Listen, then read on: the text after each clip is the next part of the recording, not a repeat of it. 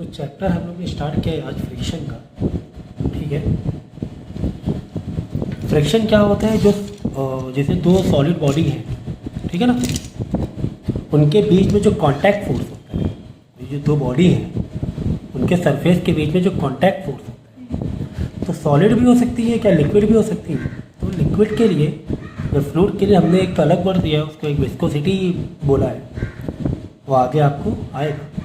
तो फिलहाल हम यहाँ पर सॉलिड बॉडी के पॉइंट ऑफ व्यू से ही पढ़ रहे हैं कि दो बॉडी के बीच में जो कांटेक्ट फोर्स होता है उसे बोलते हैं फ्रिक्शन। एग्जांपल के तौर पे जैसे पेंसिल को मैं इस तरीके से ड्रैग करके आगे ले जा रहा हूँ, और अगर मैं इसे एयर में इस तरह ले जाऊँ आगे, और जब ये बॉडी इसमें पेंसिल जब किसी सरफेस से कांटेक्ट में, तब मैं उसके कह सकते हैं घसड़ के ले जाना, ड्रिफ्ट करके ले जाना, सरकाते हुए ले जाना। तो आपको इस तरह से और हवा में इस तरीके से करने पे फ़र्क नज़र आएगा। या बॉडी और भी ज़्यादा स्मूथ है, यानी दो बॉडी के बीच का जो सरफेस है बहुत ज़्यादा स्मूथ है, तो आपको फील होगा कि जब आप इस पर फोर्स लगाओगे स्मूथनेस फील होगी। फोर्स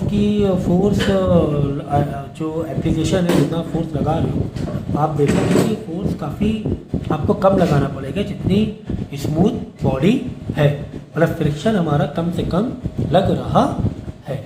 ठीक है ना, तो ये पता चल रहा है कि बॉडी स्मूथ होने से फ्रिक्शन में कमी आती है। फ्रिक्शन मतलब कांटेक्ट फोर्स हमें कम लगाना पड़ता है। ठीक है ना। सो यहाँ पर फ्रिक्शन, अब दो टाइप के हमें फ्रिक्शन बताए गए, एक स्टैटिक फ्रिक्शन, एक डायनामिक या kinetic friction.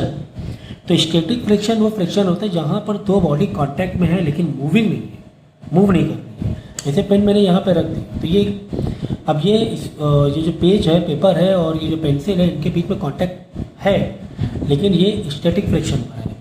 So the friction which act between two bodies in contact having no relative motion is called no relative motion. ना ही ये पेज मूव हो रहा है, ना ही पेंसिल मूव हो रही है, तो no relative motion until body maintain कैसे किए हुए rest relative to B A to B, मतलब दोनों बॉडी एक दूसरे के लिए रेस्ट में। अब चाहे दोनों, देखो रिलेटिव का मतलब समझो। अब यहाँ पे देखो मैंने पेज और पेंसिल दोनों साथ में मूव करा है, लेकिन फिर भी हम इसे क्या बोलेंगे?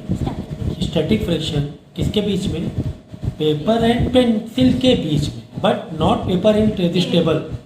पेपर और टेबल के बीच में तो फिर काइनेटिक फ्रिक्शन हो जाएगा, लेकिन पेंसिल और पेपर के बीच में अभी भी स्टैटिक है, क्योंकि दोनों ही एक साथ रिलेटिव अगर देखें, दोनों एक दूसरे के लिए जीरो वेलोसिटी में, दोनों ही एक दूसरे के लिए जीरो वेलोसिटी में है।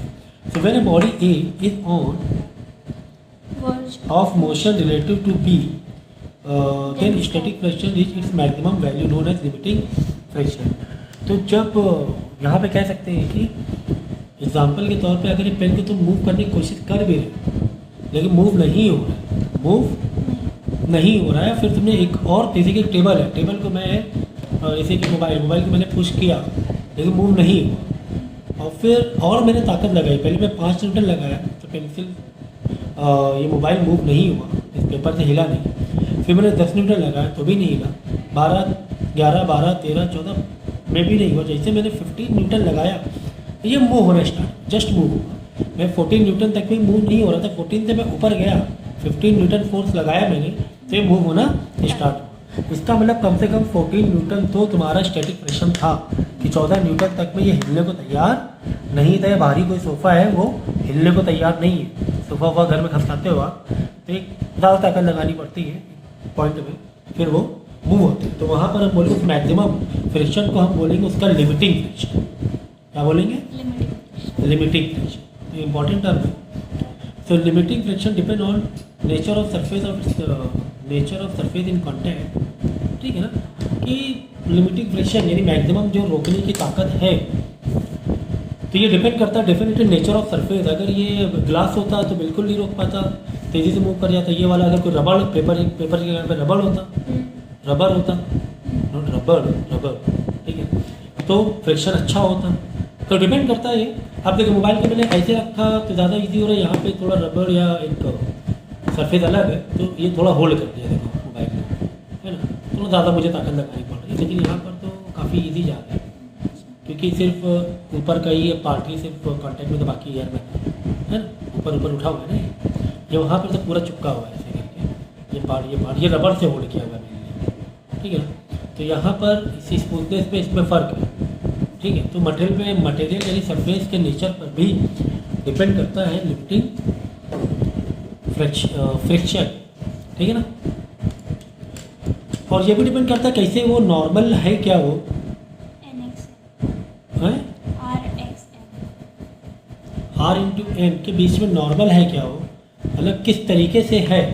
जैसे यहाँ पर आपने मोबाइल रखा है, देखो नॉर्मल पे एक दूसरे परपेंडिकुलर, थोड़ा इसे क्रॉस करके रखा है, उतना अच्छा उसको बेस नहीं मिल रहा है, ठीक है। तो किस तरीके से कांटेक्ट में किस एंगल में, ये भी डिपेंड कर रहा है। So experimentally it was found that limiting friction directly proportional to the normal between in contact in surface और contact के बीच में जो नॉर्मल रिलेशन, नॉर्मल जैसे कि ये हुआ नॉर्मल होगा, इस पर डिपेंड कर रहा है।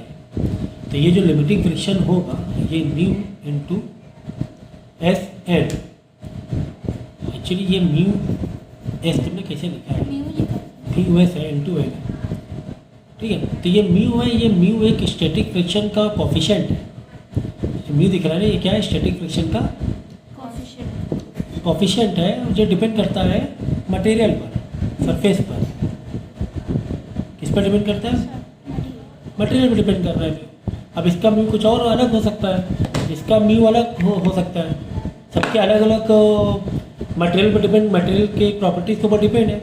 किसी का ज़्यादा है तो लिमिटिंग फ्रिक्शन बढ़ जाए, किसी का न्यू ज़्यादा है, जैसे रबड़ का बहुत ज़्यादा होता है, जैसे टायर होते हैं गाड़ी के, उनका बहुत ज़्यादा न्यू एस होता है, कोफिशिएंट बहुत ज़्यादा होता है उनका, फ्रिक्शन ज़्यादा मिलता है, वरना ब्रेक मारने पे पता चला गाड़ी स्लिप करी है ना, रबड़ होता है ना। तो new is a dimension less and unitless, इसका कोई डायमेंशन नहीं होता है, ठीक है ना। तो हम यहाँ पे कह सकते हैं जितना ज़्यादा न्यू रहेगा लिमिटिंग फ्रिक्शन उतना ज़्यादा ही रहने वाला है। अगर ये वाला अगर 0 पार्ट हो गए पक्का, फिर आपका लिमिटिंग फ्रिक्शन भी नहीं के बराबर हो जाएगा, ठीक है ना। अब नेक्स्ट, अभी इसके लिमिटिंग हम लोग करेंगे, फिर बाद में देखो नेक्स्ट है हमारा काइनेटिक फ्रिक्शन। जैसे मैंने कहा कि अगर दोनों के बीच में वेलोसिटी है, या एक कोई भी एक मूव कर रहा है या दोनों मूव कर रहे हैं, तो फिर वहाँ पे काइनेटिक फ्रिक्शन हो जाएगा। When two bodies in contact are in relative motion, the friction acting between them is kinetic friction. So experimentally we get, ये एफ के है, ठीक है। एक्सपेरिमेंट वी गेट कि एफ के यानी कि जो काइनेटिक फ्रिक्शन होता है वो कम होता है लिमिटिंग फ्रिक्शन। तो मेन अक्सर आप देखते हो कार में जब धक्का लगाना है या सोफे को हिलाना है, तो एक बार मेन ताकत तुम्हें धक्का लगाने में लगती है, जैसे मूविंग स्टार्ट हुआ तो आप इजीली पुश कर लेते हो, क्यों, क्योंकि तुम्हारी जो काइनेटिक फ्रिक्शन है उतनी ज़्यादा उसमें नहीं लगती। लिमिटिंग मतलब जो जहाँ पर वो होल्ड किए हुए है, गाड़ी में देखो एक बार धक्का हिलाने में टाइम लगेगा, थोड़ा ज़्यादा ताकत लगेगी, लेकिन जैसे गाड़ी मूव करने लगी हम आराम से धक्का देते हैं, आराम से पुश मिल जाता है, क्योंकि काइनेटिक फ्रिक्शन है ना उतना ज़्यादा फिर नहीं लगता, ठीक है। फिर नेक्स्ट है, it always act opposite to relative motion between surface in contact. हाँ, रिलेटिव काइनेटिक का मतलब ही वही हुआ, आपस में रिलेटिव मोशन हो रहा है, ठीक है ना। जैसे कि दो बॉडी मूव सेम डायरेक्शन में भी कर रहे हैं या अपोजिट डायरेक्शन में, जैसे भी चेक कर रहे हो, वो हो गई रिलेटिव तुम्हारा मोशन एक दूसरे की। Contact value for given pair of the body, अब यहाँ पे देखो एफ एक्स है, उसके बाद एफ एल आएगा,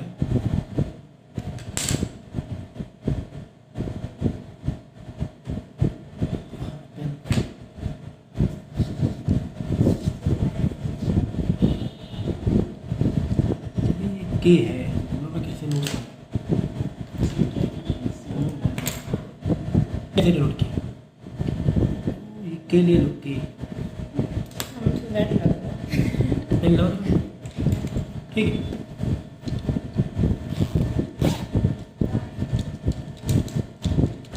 सो लिमिटिंग इसका काइनेटिक फ्रिक्शन के लिए अगर फॉर्मूला देखेंगे तो इसका भी एक कोफिशिएंट होगा, एक न्यू की वैल्यू होगी दो सरफेस के बीच में, ठीक है, इनटू एन।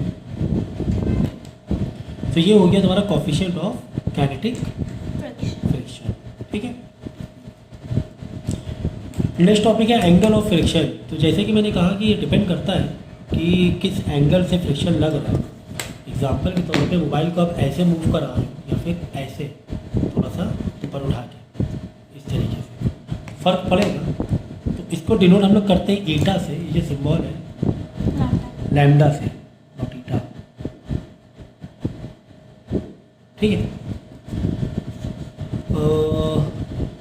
यहाँ पर देखो कॉन्टैक्ट इज नॉर्मल हो गया, ये कॉन्टैक्ट फोर्स, इसका जो कॉन्टैक्ट सरफेस को आपने देखो कॉन्टैक्ट कराया है, ठीक है। तो ये जो बॉडी, ये जो है ना, ये इंक्लाइन प्लेन आपने रखा हुआ है ना, ये इंक्लाइन प्लेन है। तो यहाँ पर आप देखो when body is kept over another body on verge of motion, then at this particular angle between contact and normal is called angle of friction, ठीक है। तो हमेशा नॉर्मल से ही लेना है। अगर आपने बॉडी को कुछ इस इंक्लिनेशन पे लिया हुआ है, इस इंक्लिनेशन पे, और नॉर्मल हमेशा जो फ्रिक्शन होता है वो कहाँ से, फ्रिक्शन का जन्म ही कहाँ से हुआ है, कहीं ना कहीं ग्रेविटी से हुआ है ना। तो ग्रेविटी तो आपकी कहाँ जाएगी, डाउनवर्ड जाएगी। तो आप जो लोगे वो कुछ इस तरीके से ये नॉर्मल लेना पड़ेगा आपको, ठीक है। तो ये आपका कॉन्टैक्ट, एंगल ऑफ कॉन्टैक्ट आ गया, एंगल ऑफ फ्रिक्शन, ठीक है। नहीं वैसे सीधा ही लेना, नॉर्मल सीधा ही तो ले रहा, यहाँ से तो ये एंगल देखो अलग हो गया ना, चेंज हो गया ना, यहाँ से नहीं ले सकते। हाँ कहीं से भी ले लो नॉर्मल, जहाँ बॉडी है तुम्हारी, लेकिन एंगल लेंगे फिर ऐसे इस सरफेस से नॉर्मल। अगर बॉडी तुमने ऐसे रखी हुई है इस तरीके से, वैसे नहीं लेंगे, ऐसे लेंगे, नॉर्मल लेंगे।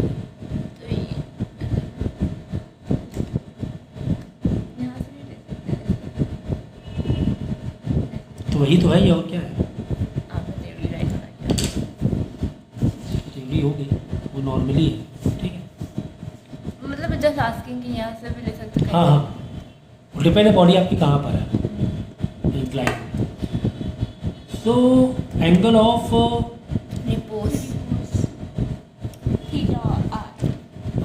रिपोज जो हमने डिनोट किया है थीटा आर से, यहाँ पर देखो आप, अब इसके लिए नॉर्मल देखो आपने कैसे लिया, बॉडी आपने ऊपर ले गए। तो जैसे कि मैंने कहा कि हमेशा नॉर्मली लेते हैं, बॉडी ऊपर ले लेंगे। तो इस एंगल से आपको क्या करना पड़ेगा, ग्रेविटी को यानी इसके मास को दो कंपोनेंट में तोड़ने पड़ेंगे, आपको दो कंपोनेंट तोड़ने पड़ेंगे, एक mg साइन थीटा और एक mg कॉस थीटा, ठीक। तो जब आप ये देखोगे इंक्लाइन प्लेन पे फ्रिक्शन की कहानी,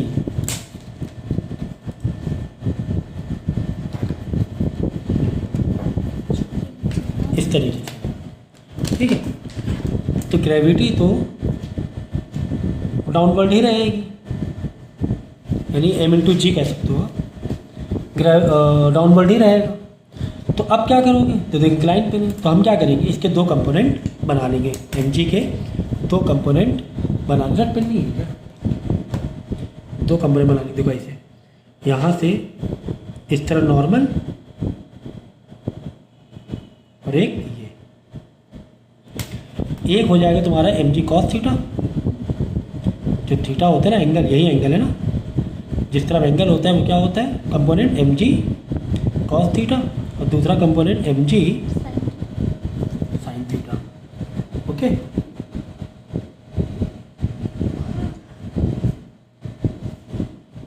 So the particular inclination of an inclined plane over which object kept on verge of motion is called angle of repose, ठीक है। तो अब यहाँ पर जब आप इसका डायग्राम आप देखोगे किस तरीके से फ्रिक्शन की वैल्यूज चेंज हो रही है, आप यहाँ पर देखोगे लिमिटिंग फ्रिक्शन धीरे धीरे क्या होता जा रहा है, बढ़ता जा रहा है। तो जैसे जैसे अभी हाइट पे जाओगे फ्रिक्शन, क्योंकि mg ज़्यादा काम करेगा ना, mg वाला ग्रेविटी खींचेगी ना, हाइट बढ़ेगी, तो फ्रिक्शन क्या होता जाएगा, बढ़ता जाएगा इस तरीके से, ठीक है ना। तो यहाँ पे आप देखोगे ड्राइविंग फोर्स जो हो रहा है ना वो आपका बढ़ता जा रहा है, ठीक है। माना कि एंगल चेंज हो रहा है लेकिन आपका फोर्स कनेक्टिंग या काइनेटिक फ्रिक्शन जब आप कहोगे तो ये आपका बढ़ता जाएगा। और गंदे गंदे डायग्राम बनाए हैं एक्चुअली। एक इसका ये लो ना mg, ये दो कंपोनेंट नॉर्मल से ये अलग गया, ये अलग गया, ठीक है। इस तरीके से होगा। नॉर्मल लेना है, नॉर्मल इसके सरफेस से 90 डिग्री, सरफेस ये है, ये 90 डिग्री, ठीक है। तो यहाँ पे tan थीटा के थ्रू आप इसका एंगल निकाल सकते हो।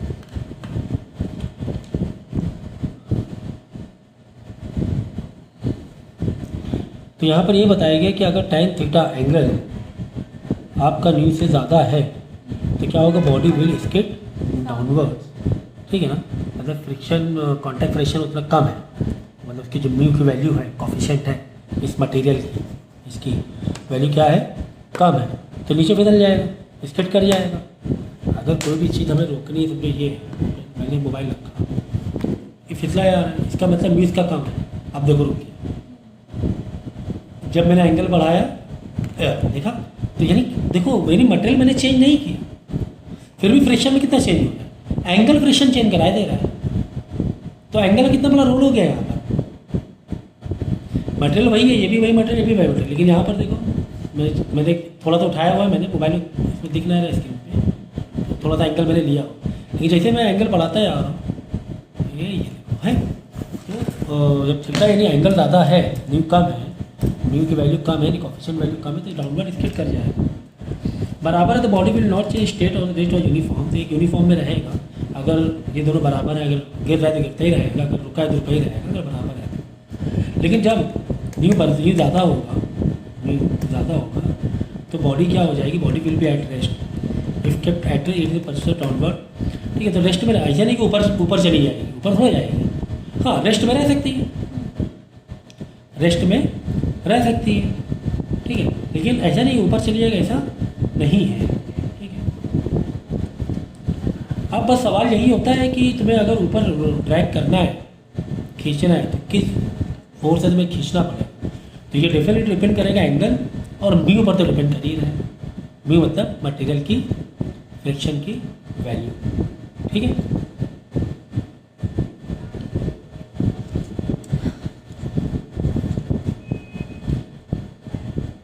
देखो यहाँ पे ये दिया हुआ है कि काइनेटिक फ्रिक्शन की 1 माइनस टी स्मूथ, कितना स्मूथ फ्रिक्शन अपॉन कितना रफ फ्रिक्शन है, ठीक है। इसके न्यूमेरिकल हम नेक्स्ट लेक्चर में करेंगे तो आपको फिर और ठीक से समझ में आएगा। थोड़ा सा मैंने बेसिक आपको दिया है कि कम से कम फ्रिक्शन का मतलब हमें मालूम होना चाहिए कि एंगल, म्यू और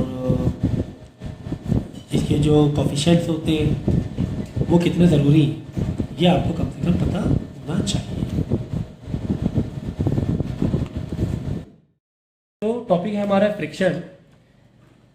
फ्रिक्शन का मतलब मैंने लास्ट लेक्चर में बताया कि पार्ट 1 हो चुका है, कि दो सरफेस के बीच में जो कांटेक्ट फोर्स है, दो सरफेस के बीच में जो कांटेक्ट फोर्स है उसे हम लोग बोलते हैं फ्रिक्शन। फ्रिक्शन को ऐसे भी समझ सकते हैं कि दो सरफेस का जो रिलेटिव मोशन है, दो सरफेस के बीच में जो रिलेटिव मोशन है वहाँ से फ्रिक्शन क्रिएट होता है, ठीक है ना। तो रिलेटिव मोशन यानी कि दो बॉडी अगर किसमें है, मोशन में, रिलेटिव मोशन, उसको जो अपोज कर रहा है रोकने का, एक दूसरे रोकने कहीं ना कहीं से अपोज ही कर रहा है ना, तो वहां पर हम बोलेंगे क्या लग रहा है, फ्रिक्शन लग रहा है। क्या लग रहा है, फ्रिक्शन लग रहा है, ठीक है।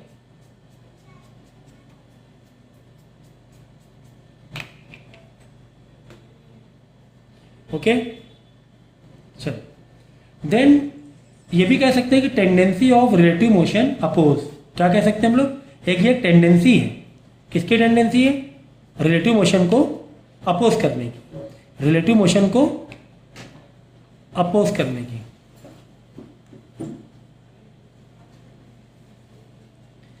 और एक चीज और हमें समझ में आती है कि ये इसका जो एक्ट होता है वो टेंजेंशियली होता है।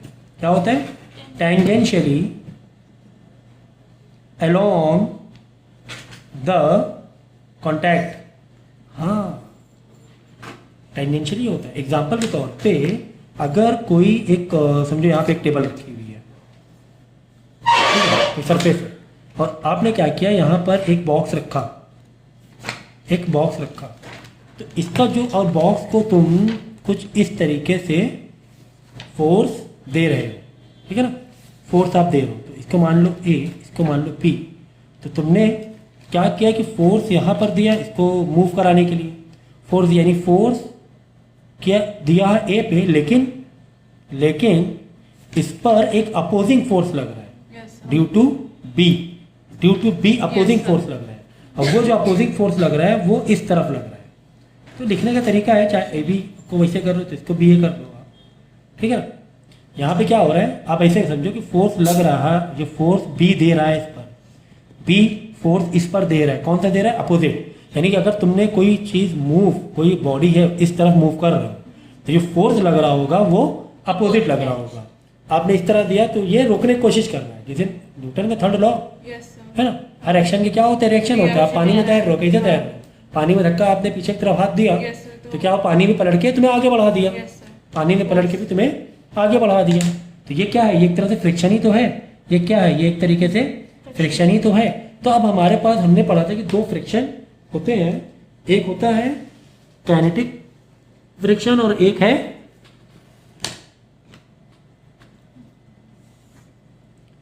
ठीक है। फ्रिक्शन कितने टाइप के होंगे, दो टाइप का हम देख रहे हैं। क्या, एक तो हो गया तुम्हारा काइनेटिक फ्रिक्शन और एक तो हो गया तुम्हारा स्टैटिक फ्रिक्शन, ठीक है ना। काइनेटिक फ्रिक्शन कहां पे लगता है, जब दो बॉडी मूविंग में है, बॉडी क्या है, मूविंग पे रहे, रिलेटिव मोशन है। यहाँ पर बॉडी एट रेस्ट में है, बॉडी कहाँ पर है, रेस्ट में, यहाँ पे बॉडी मूव पर है, यहाँ बॉडी रेस्ट में, यानी ये बॉडी रेस्ट में है, उस पर भी एक फ्रिक्शन लग रहा है, Stop it. है ना। और जो बॉडी मूव है कर रही है और उस पर तो फ्रिक्शन लग ही रहा है, ओके। तो रेस्ट में है फ्रिक्शन लगने से कैसे पता चलेगा, देखो एग्जाम्पल के तौर पे तुम्हें एक कार को धक्का देना है, कार की बैटरी लो होगी, धक्का देना है, तो हम देखते हैं कार को जब स्टार्टिंग धक्का देते हैं, या सोफा है, सोफा सरकाना है, तो जब सोफे को हिलाने के लिए देखिए पर्टिकुलर एक ज़्यादा हमें पुश करना पड़ता है, और एक बार पुश हो गया तो फिर आराम से पुश हो जाता है। Yes, sir. तो वो जो पुश नहीं हो रहा था, वो इसे कौन रोके हुए था, Static. स्टैटिक फ्रिक्शन रोके हुए।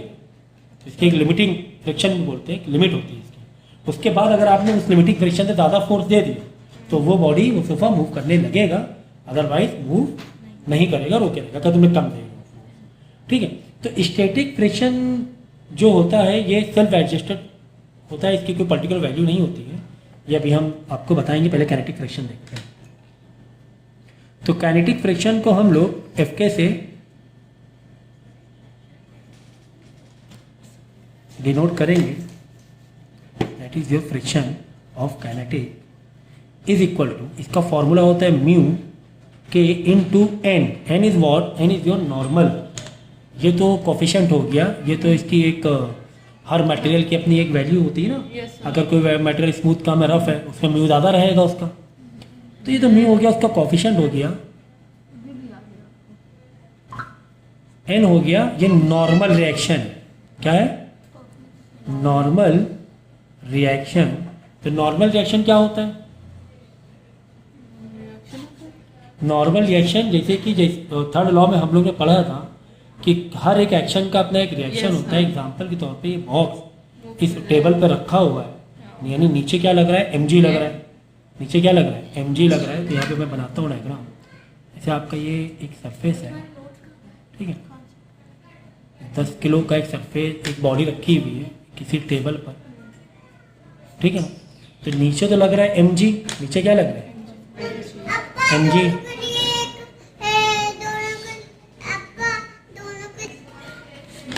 ठीक है। तो नीचे mg लग रहा था, ये पलट के टेबल भी इसको पलट के एक फोर्स लगा रही होगी, हमने क्लास 10th में भी पढ़ा हुआ है, इसी को बोलते हैं नॉर्मल। यानी यहाँ पर नॉर्मल किसके बराबर हो गया, mg के बराबर हो गया, बट नॉट ऑलवेज, ये याद रखना, नॉट ऑलवेज।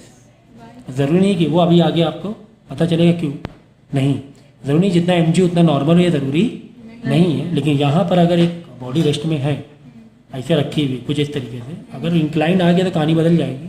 अगर सीधे सीधे फेस सरफेस से रखी हुई है नॉर्मल मतलब 90 डिग्री पे है तो N is equal to M G हो जाएगा। जितना नीचे 10 किलो मतलब 10 into 10 M into G 10 kilo into gravity 100 newton, तो ऊपर भी 100 न्यूटन पलट के टेबल दे रही है। डाउट है क्या? Applied force. तो ये बात समझ में आ गई नॉर्मल का मतलब कि एम जी होता है, ठीक है। तो उतना आपको नॉर्मल लग रहा है, ओके ठीक है। तो ये चीज़ समझ में आ गई। और काइनेटिक फ्रिक्शन में पहले काइनेटिक फ्रिक्शन की प्रॉपर्टीज में बता देता हूँ। एक तो ये रिलेटिव होती है मोशन में, है ना, रिलेटिव मोशन से ही आया ना ये। काइनेटिक मतलब मोशन से ही फ्रिक्शन आ रहा है। तो जब हम मोशन कर रहे हैं, कोई पेन ऐसे चल रहा है, इस पर कितना फ्रिक्शन लग रहा है तो हम बोलेंगे काइनेटिक फ्रिक्शन। क्या बोलेंगे उसे? Kinetic friction. तो ये कांस्टेंट होता है, इसकी वैल्यू क्या होती है? कांस्टेंट होती है। एफ के की वैल्यू कांस्टेंट आएगी। एक बार स्टार्ट हुआ वही जो भी रहेगा, जिस दो सरफेस के बीच जो वैल्यूज रहेगी, जिस दो सरफेस दो वैल्यूज रहेगी वही रहेगी। लेकिन ऐसा अगर हम बोल रहे हैं एफ के कांस्टेंट, तो यहाँ पर समझ में आएगा स्टैटिक वाला क्या कांस्टेंट नहीं है। तो ये अभी हम आगे पढ़ेंगे कि स्टैटिक और एफ के में क्या फ़र्क एक्चुअली में हो रहा है। तो ये कांस्टेंट रहेगा, जिसकी जो वैल्यू है वो वैल्यू रहेगी, और उसकी जो रिलेशन है नॉर्मल से वो डायरेक्ट रिलेशन रहेगा। जितना ज़्यादा नॉर्मल उतना ज़्यादा काइनेटिक फ्रिक्शन। अगर यहाँ पे ज़्यादा वजन दे दिया तुमने और मूव कराया और ज़्यादा काइनेटिक फ्रिक्शन, क्योंकि नॉर्मल रिलेशन उतना ही मिलेगा। तुमने 20 किलो का रख दिया यहाँ पर कोई सामान बॉडी, तो नॉर्मल रिलेशन ज़्यादा हो जाएगा, ठीक है। ठीक है। और तब ये नॉर्मल, ये जब सिंबल हटाओगे डायरेक्ट रिलेशन का, तो इसके बदले क्या आ जाएगा? एक कांस्टेंट वैल्यू आ जाएगी ना। फॉर्मूला बना ये आगे म्यू के इक्विवेलेंट। ये किससे आया? एक्सपेरिमेंट से आया। अलग अलग मटेरियल पे डिपेंड करता है। ये किस पर डिपेंड कर रहा है? अलग अलग मटेरियल पे। नॉर्मल जो भी नॉर्मल है तुम्हारे इतना भी वजन है। समझ में आ गया यहाँ तक? है समझ में आ गया? एक न्यूमेरिकल करेंगे तो समझ में ज़्यादा आएगा, ओके। जैसे कि एकदम डायग्राम दिया हुआ है, एक बॉडी है देखिए 4 kg की रखी हुई है किसी सरफेस पे रखी हुई। हम यहाँ पर 10 न्यूटन का फोर्स लगा रहे हैं, ठीक है। इसको खींचने की कोशिश कर रहे हैं। बात काइनेटिक फ्रिक्शन की हो रही तो मूवमेंट तो आएगा, ठीक है। खींचने की कोशिश कर रहे हैं। नीचे कितना लग रहा है, ठीक है। अब हमें निकालना है क्या? काइनेटिक फ्रिक्शन यूके दिया, म्यूके दिया हुआ है 0.2। ये तुम्हें क्वेश्चन में दिया हुआ, क्या क्या दिया हुआ है? मास दिया हुआ है 4 kg और म्यू के यानी कांस्टेंट वैल्यू 0.2 दी हुई है। इसकी कोई यूनिट नहीं होती है, ये 0.2 दी हुई है। तुम्हें निकालना है क्या? तुम्हें एफ के निकालना है। तो एफ के का फॉर्मूला क्या है? यू के इंटू एन, है ना, इंटू एन। तो एन कितना है? तो एन यहाँ कैलकुलेट कर लो। What is N? N is your M G के बराबर। हाँ, जितना नीचे एम जी आया उतना ही तुम्हें क्या मिलेगा? एन मिलेगा। नीचे एम जी कितना? 4 इंटू ग्रेविटी, यानी 4 किलोग्राम इंटू ग्रेविटी 10, उतना ही तुम्हारा एन हो गया। तो एन कुल मिला के हो गया 40 न्यूटन। बस यहाँ पे क्या करोगे? 0.2 इंटू 40 न्यूटन। तो एफ के कितना मिल रहा है तुम्हें? 8 न्यूटन मिलेगा। हाँ, अब डाउट पूछिए। सर अभी आपने बताया था कि काइनेटिक एनर्जी होता है। एनर्जी नहीं, अरे मतलब काइनेटिक क्या था? Friction। फ्रिक्शन था, हाँ। सॉरी। उसमें दो बॉडी एक साथ मूव करती है, जरूरी नहीं दो बॉडी, एक बॉडी मूव किया तो भी कोई दिक्कत नहीं। तो सब फिर वो जरूरी नहीं starting दो हो बॉडी, नहीं। जब दोनों रुकेंगे तो स्टेप, एक भी बॉडी मूव हुआ मतलब काइनेटिक, एक भी बॉडी मूव हुई मतलब काइनेटिक हो गया, अच्छा, और अगर नहीं मूव हुई तो वो स्टैटिक होगा। जैसे रोलिंग फ्रिक्शन। ठीक है ना? समझ में आ गया नॉर्मल का यहाँ हाँ पे? हाँ समझ आ तो ठीक है, नॉर्मल समझ में आ रहा है धीरे धीरे। और आगे जब न्यूमेरिकल्स करेंगे और भी, तो कुल मिला के हमें ये समझ में आया कि जब मैं यहाँ पे 10 न्यूटन से खींच रहा हूँ, इस पर कितना ये लग रहा है? 1 न्यूटन का फ्रिक्शन ही लग रहा है। 10 न्यूटन में तो 1 न्यूटन एक तो न्यूटन फ्रिक्शन का खाया जा friction रहा ले है। रहा है। और तुम्हें पूछा कि एक्सीलरेशन बताओ, क्या एक्सीलरेशन बॉडी को मिल रहा होगा अगर मैं 10 न्यूटन से खींचूं? अभी तक के देखो कितनी बड़ी बात आ गई। अभी तक के यानी 9, 10, 8, 11 में भी अभी तक के हम अवॉइड कर रहे थे फ्रिक्शन को। 10 न्यूटन से खींचा, बताओ कितना एक्सीलरेशन, कितना डिस्प्लेसमेंट हुआ, कितना वर्क हुआ? Work is equal to F into displacement. Displacement मान लिया हमने इतने मीटर हुआ होगा इतने न्यूटन पे, लेकिन नहीं, अब फ्रिक्शन कुछ खा रहा है, यस सर। कुछ फ्रिक्शन खाए जा रहा है। तो एक्सप्रेशन फॉर्मूला क्या होता है? फोर्स का फॉर्मूला एम इंटू ए, हाँ force is equal to M into A, यानी A is equal to F upon M, F, F कौन सा, नेट। नेट। एक्सेलरेशन के लिए कौन सा फोर्स लोगे, नेट फोर्स लेंगे। तो देखो देखो यहाँ तुमने 10 न्यूटन खींचा, हाँ फ्रिक्शन कैसे लगता है, जहाँ पे खींचते हो बॉडी जिस तरह जा रही है उसके उसके पीछे अपोजिट। 8 न्यूटन तो पीछे खींचे दे रहा है, 10 में से 8 तो पीछे खींचे दे रहा दो। है, यानी किस फोर्स से बॉडी चल रही होगी। एफ नेट क्या निकला, यस सर यस 2 निकला। एफ नेट निकालोगे 10 उधर, हाँ 8 पीछे 8 इधर, तो यानी डेफिनेटली 2 न्यूटन उधर लगा होगा, बॉडी को जाने तो इधर का ज्यादा है ना, तो 2 न्यूटन आ गया, यानी F net 2 Newton and mass कितना बॉडी का 4, यानी एक्सेलरेशन तुम्हारा आ गया 0.5 मीटर पर सेकेंड स्क्वायर। समझ गए ना, Yes, sir. रिड्यूस करोगे हाँ, ऊपर चले जाएगा। तो आ जाएगा। बात समझ में, 2 ही न्यूटन का कुल मिला के फोर्स लग रहा है, तो तुम्हारा जो एक्सेलरेशन होगा 0.5 मीटर पर सेकेंड स्क्वायर है। तो एक्सेलरेशन निकालोगे तो फोर्स तुम्हारा नेट वाला ही लेना है। नेट फोर्स कैसे निकालोगे, this minus this, forward minus backward कर देना।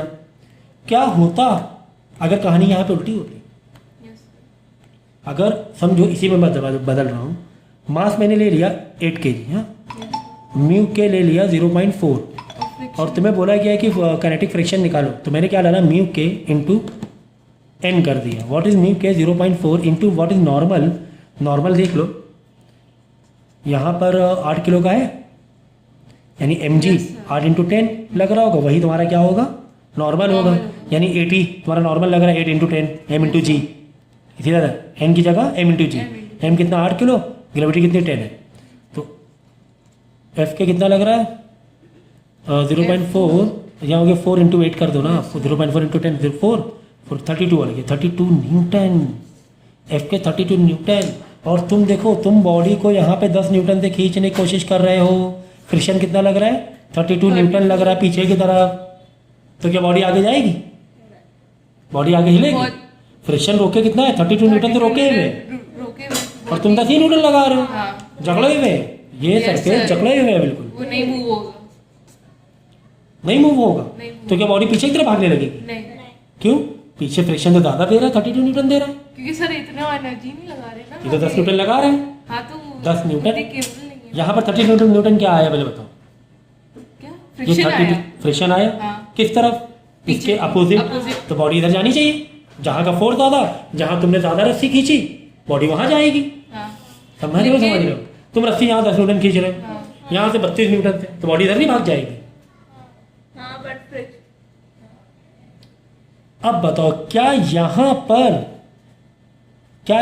पर एफ के है, पहली बात तो एफ के है ही नहीं, बॉडी जब मूव नहीं हुई तो एफ के ही नहीं है, तो वही तो बोल पहली बात तो ये है, तो ये कॉन्सेप्ट है कि हमने एफ के निकाला Yes, बहुत sir. मेहनत करके, बाद में पता चला कि यार इसमें तो काइनेटिक फ्रिक्शन है ही नहीं, क्यों नहीं, क्यों नहीं, क्योंकि बॉडी मूव नहीं कर रही थी, बॉडी मूव कहाँ कर रही है, हाँ हाँ क्यों नहीं कर रही, क्योंकि भारी सोफा था, तुम ये लगा रहे हो, नहीं धक्का नहीं ला पा रहे सोफे को, क्यों, फ्रिक्शन बहुत ज्यादा है, तो कैसे पता चला, निकाला काइनेटिक फ्रिक्शन से, Yes, sir. लेकिन बाद में पता चला अरे कि friction ये तो मोशन वही नहीं, हिली नहीं बॉडी हिली नहीं, क्यों, हम ताकत कम लगा रहे हैं, Yes, sir. फ्रिक्शन ज़्यादा मांग रहा था, तो कुल मिला के ये जो है ये आपका स्टैटिक फ्रिक्शन है, ये काइनेटिक फ्रिक्शन है ही नहीं, अब अच्छा हाँ रुक गया ना बिल्कुल, रुकी हुई पीछे नहीं जाएगी बॉडी, हाँ बॉडी पीछे नहीं जाएगी, क्यों नहीं जाएगी, पीछे तो ज़्यादा फोर्स, पीछे तो ज़्यादा फोर्स, बस यहीं पर आना था मुझे कि static friction self adjusting friction होता है, क्या होता है, self-adjust। हाँ, हमें लग रहा है क्या, हमें लग रहा है कि 32 न्यूटन है, लेकिन नहीं 32 न्यूटन नहीं है, नहीं है, सेल्फ एडजस्ट कर ले, कितना है 10 न्यूटन के 10 से जो न्यूटन निकलेगा है। Yes, इंटू, जब तुम 10 न्यूटन के अगेंस्ट कितना होगा, 10 न्यूटन होगा, 10 न्यूटन होगा। 32 न्यूटन है लेकिन 10 न्यूटन, तो यहाँ पे एफ कितना लग रहा है, फिलहाल 10 न्यूटन लग रहा है, कैसे पता 10 न्यूटन, तुमने 10 न्यूटन के लिए ताकत लगाई, हाँ। वो हिला क्या, नहीं, नहीं हिला, बस Static 10 हो न्यूटन गया। मान लो उसे, खत्म बात, कितना मान लो, माना कि तुम्हारा फ्रिक्शन की वैल्यू ज़्यादा आ रही है, लेकिन फिलहाल तुम 10 मान लो, सेल्फ एडजस्ट हो गया, क्यों, अगर तुम 32 कह दोगे मतलब कि बॉडी पीछे जा रही है क्या, यही सवाल, ये कॉन्सेप्ट है, समझो इस कॉन्सेप्ट को। 32 न्यूटन आ रहा है, मान रहे 32 न्यूटन आ रहा है, लेकिन बॉडी पीछे तो नहीं जा रही। लेकिन फिलहाल तुम्हारे 10 न्यूटन की वजह से स्टैटिक फ्रिक्शन 10 न्यूटन ही लगा, ये 32 न्यूटन नहीं कहेंगे। हाँ, 32 न्यूटन हम लिमिटिंग जरूर कह सकते हैं कि इसकी जो आखिरी लिमिट है वो कितनी है, 32 न्यूटन की है। लिमिटिंग फ्रिक्शन जरूर 32 न्यूटन का है, वो यहाँ से निकाल लिया तो मतलब लिमिट कि 32 न्यूटन तक के बाद हम हिला देंगे बॉडी को। अच्छा ठीक 10 न्यूटन 11 12 20 25 30, जहाँ 32 न्यूटन से आगे गए बॉडी हिला देंगे, लिमिटिंग। लेकिन अगर बोलेंगे बताओ इसमें कि चलो बॉडी नहीं हिली, तुमने मान ली बॉडी तो नहीं हिली, अच्छा बताओ इसमें स्टैटिक फ्रिक्शन कितना है, 32 न्यूटन नहीं, गलत हो जाएगा, सेल्फ एडजस्टिंग होती है। तो स्टैटिक को 10 ही न्यूटन का, अगर 32 बोल दिया मतलब क्या बॉडी इधर जा रही है क्या, नहीं, सुबह पीछे तो जाने लगेगा। ये कॉन्सेप्ट है, बात समझ में आई, ये कॉन्सेप्ट है। तो स्टैटिक फ्रिक्शन कितना, अगर बॉडी नहीं हिली जितना तुमने लगाया और बॉडी नहीं हिली उतना ही स्टैटिक फ्रिक्शन। लिमिटिंग कितना, वो इधर से निकालो, कितना नॉर्मल है इनटू उसका म्यू, ये लिमिटिंग है 32 न्यूटन। मैक्सिमम इतना फोर्स चाहिए बॉडी को मूव कराने के लिए, मतलब इससे ज़्यादा चाहिए। तो लिमिटेड न्यूटन हमेशा ज़्यादा होता है काइनेटिक न्यूटन नहीं, काइनेटिक वाला ज़्यादा नहीं होता है, काइनेटिक तभी तो मूव होने लगता है बॉडी। ये काइनेटिक नहीं हुआ ना, बॉडी नहीं हिली, काइनेटिक नहीं हुआ है, से। स्टैटिक हो गया। ये 32 न्यूटन के बाद इससे प्लस होगा काइनेटिक, यस इससे प्लस दोगे तब होगा, इससे थोड़ा सा प्लस तुमने दिया 32 पॉइंट समथिंग, तो तुम्हारा वो फ्रिक्शन काइनेटिक बन जाएगा। ये इस पे जब बोल रहा है because kinetic friction slightly less then limiting friction, slightly. ये लिमिटिंग मतलब क्या हुआ, 32 प्लस कह लो, 32 प्लस लिमिटिंग, 32 थोड़ा सा ऊपर, because one motion kinetic friction slightly less than the और one motion start inertia of rest overcome, ठीक है। तो क्यों बोला ये कि काइनेटिक फ्रिक्शन थोड़ी सी लिमिटिंग से कम होती है, जैसे आपने फ्रिक्शन स्टार्ट कर दिया देना, फ्रिक्शन जैसे काइनेटिक होने लगा तो कहानी बदल जाएगी। यस सर कहानी क्या बदल जाएगी, आपको फिर फ्रिक्शन उतना नहीं लगेगा, ठीक है, हमेशा स्टैटिक फ्रिक्शन ज़्यादा होगा, यस सर ठीक है, ये याद रखना। स्टैटिक स्टैटिक फ्रिक्शन या लिमिटिंग? लिमिटिंग और काइनेटिक में बात करोगे तो लिमिटिंग और काइनेटिक की बात करोगे, तो स्टैटिक और काइनेटिक की बात करोगे। काइनेटिक में कम लगता है, क्यों, जब बॉडी मूव होने लगती है हमें क्या आने लगता है, इनर्शिया मिलने लगता है, क्या मिलने लगता है, इनर्शिया। तो काइनेटिक हमेशा कम होता है स्टैटिक से। एक बार सोफा हिला लिया, ताकत ज़्यादा लग गई, बाद में हिलने लगेगा तो उतनी ताकत नहीं लगानी पड़ेगी। काइनेटिक फ्रिक्शन हमेशा स्टैटिक से कम होगा या बराबर या कम, स्टैटिक वाला हमेशा ज़्यादा रहता है, ठीक है। तो पहले इतना आप कर लेना, इसके आगे ठीक। अब हम क्या करेंगे, एक और न्यूमेरिकल लेंगे जहाँ पर फोर्स का डायरेक्शन को बदलने की कोशिश करेंगे। देखो ये हमारे पास बॉडी है 4 किलोग्राम की, और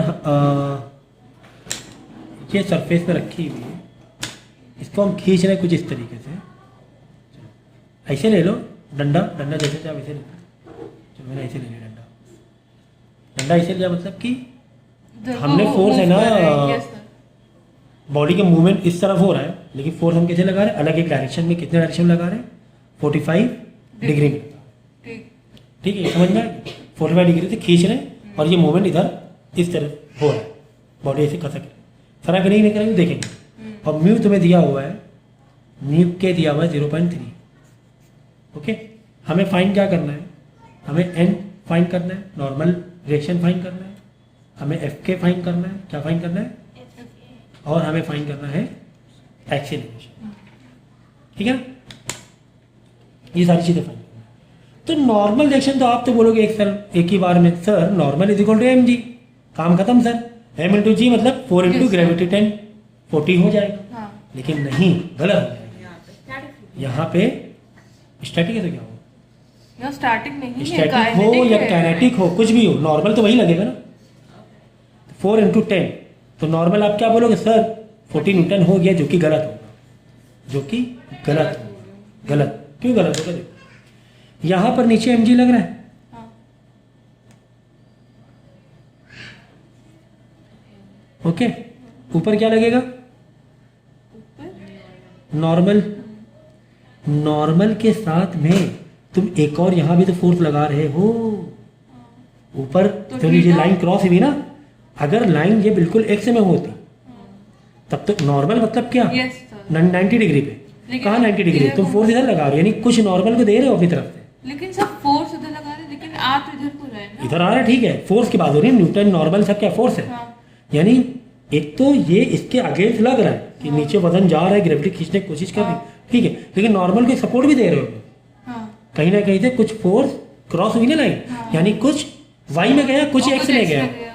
है ना? Yes, sir. दो कंपोनेंट वाली कहानी। हाँ हाँ यानी कि यहाँ से आप दो कंपोनेंट बन जाएंगे। कुछ X क्या? हो गया, कुछ एक Y। जो फोर्स लगा रहे हो, एक तो एफ कॉस थीटा लग गया, कॉस 45 डिग्री, और एक साइन लगा। sin। तो साइन वाला तुमने सपोर्ट दे दिया उसको, नॉर्मल को। नॉर्मल पर दो चीज हो गई, एक तो एन हो गया और एक एफ साइन थीटा हो Sin गया, theta हो साइन गया। 45 डिग्री हो गई, है ना? ठीक। नॉर्मल नॉर्मल हाँ, नॉर्मल हाँ। नॉर्मल। ये बात समझ में आई कि नहीं आई? Yes sir. तो ये कौन सा समझ में आया? एफ साइन थीटा, यानी एन के पास दो चीजें हैं। दो चीजें। यानी कि अगर तुम एम जी के अगेंस्ट करोगे, यहाँ पर तो एम जी लिखोगे, यहाँ पे N plus F sine theta हो Sin जाएगा, theta हो जाएगा, हाँ। ठीक है ना? Yes sir.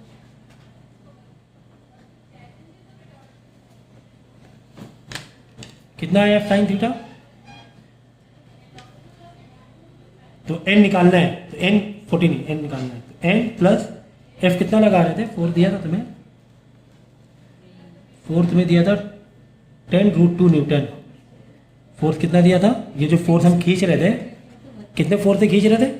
10√2 न्यूटन से खींच रहे थे हम लोग, ठीक है ना? ये जो फोर्स का दो सही। कंपोनेंट बन गए, हाँ। एक इधर एक इधर। तो हमें नॉर्मल के लिए, नॉर्मल में दो फोर्स है, एक एफ साइन थीटा और एक नॉर्मल है। तो एफ कितना दिया हुआ है? सर ये रूट 10। ये दिया हुआ है तुम्हें, अच्छा। तो ऐसे खींच रहे, जैसे यहाँ पर दिया इसको था, वो दिया हुआ है। Yes, जैसे यहाँ पर दिया था हाँ, पहले कि यहाँ पर हम लोग 10 न्यूटन से ऐसे करके खींच रहे थे ना, एक अच्छा, क्वेश्चन में ठीक, था ठीक, ठीक। ये देखो, यहाँ पर 10 न्यूटन से खींच रहे थे ना, हाँ। इसी तरह अब ऐसे खींच रहे हैं, ठीक। ऐसे ऐसे खींच रहे हैं, यानी कि उसने नॉर्मल को सपोर्ट किया जाता है। F sine theta F cos theta हो गया ना, नॉर्मल को सपोर्ट कर दिया।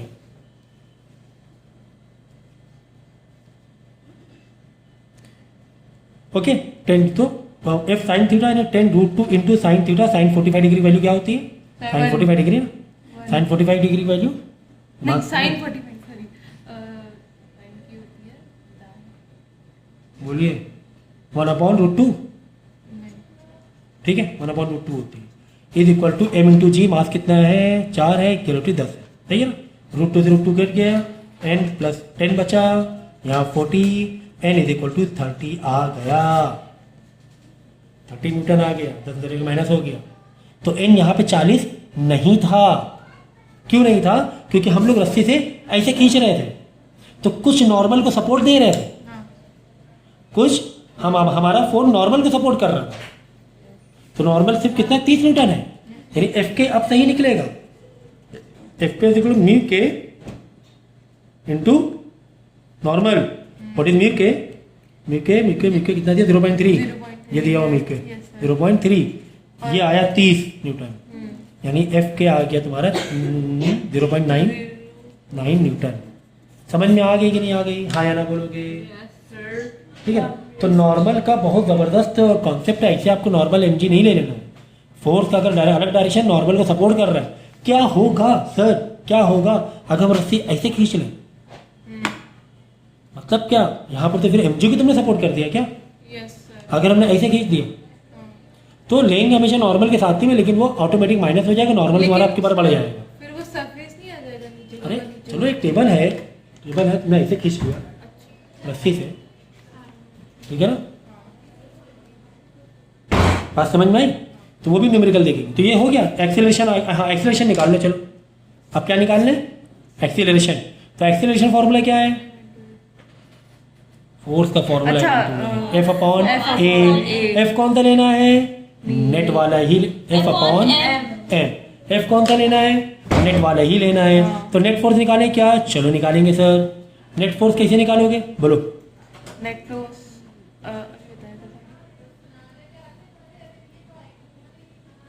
कितना निकल रहा है? म्यू के कितना 0.9 है दूसरा ना। वाला भी फॉर्मूला डालेंगे। तुमने Yes खींचा, sir, yes sir। तुमने खींचा कहाँ से, ये फोर्स अप्लाइड हाँ हाँ हाँ into माइनस एफ के। FK, हाँ। फोर्स अप्लाइड कितना है 10√2।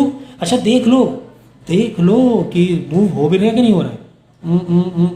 हाँ हो रहा है सर, ये कम ही रहा है। हाँ। हाँ सर होगा, Yes, yes। ठीक है ना। तो मतलब ये काइनेटिक। हाँ तो कैलकुलेशन कितना आ जाएगा,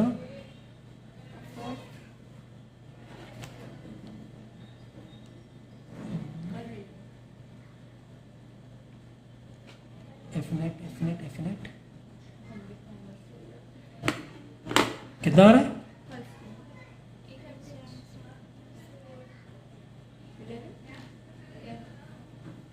क्या? कितना आ रहा है जल्दी बोलो। 13.24 नहीं, अच्छा सर, यहाँ पे 9 है। सॉरी एक डेसिमल से एक जीरो भी तो है ना। 9 है, ठीक है। एफ के हो गया 9, तो 10.√2 माइनस 9 करो।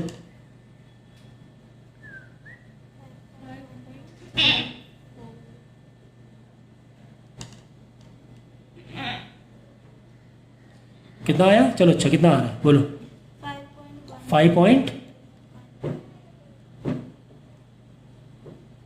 क्या कर रही हो?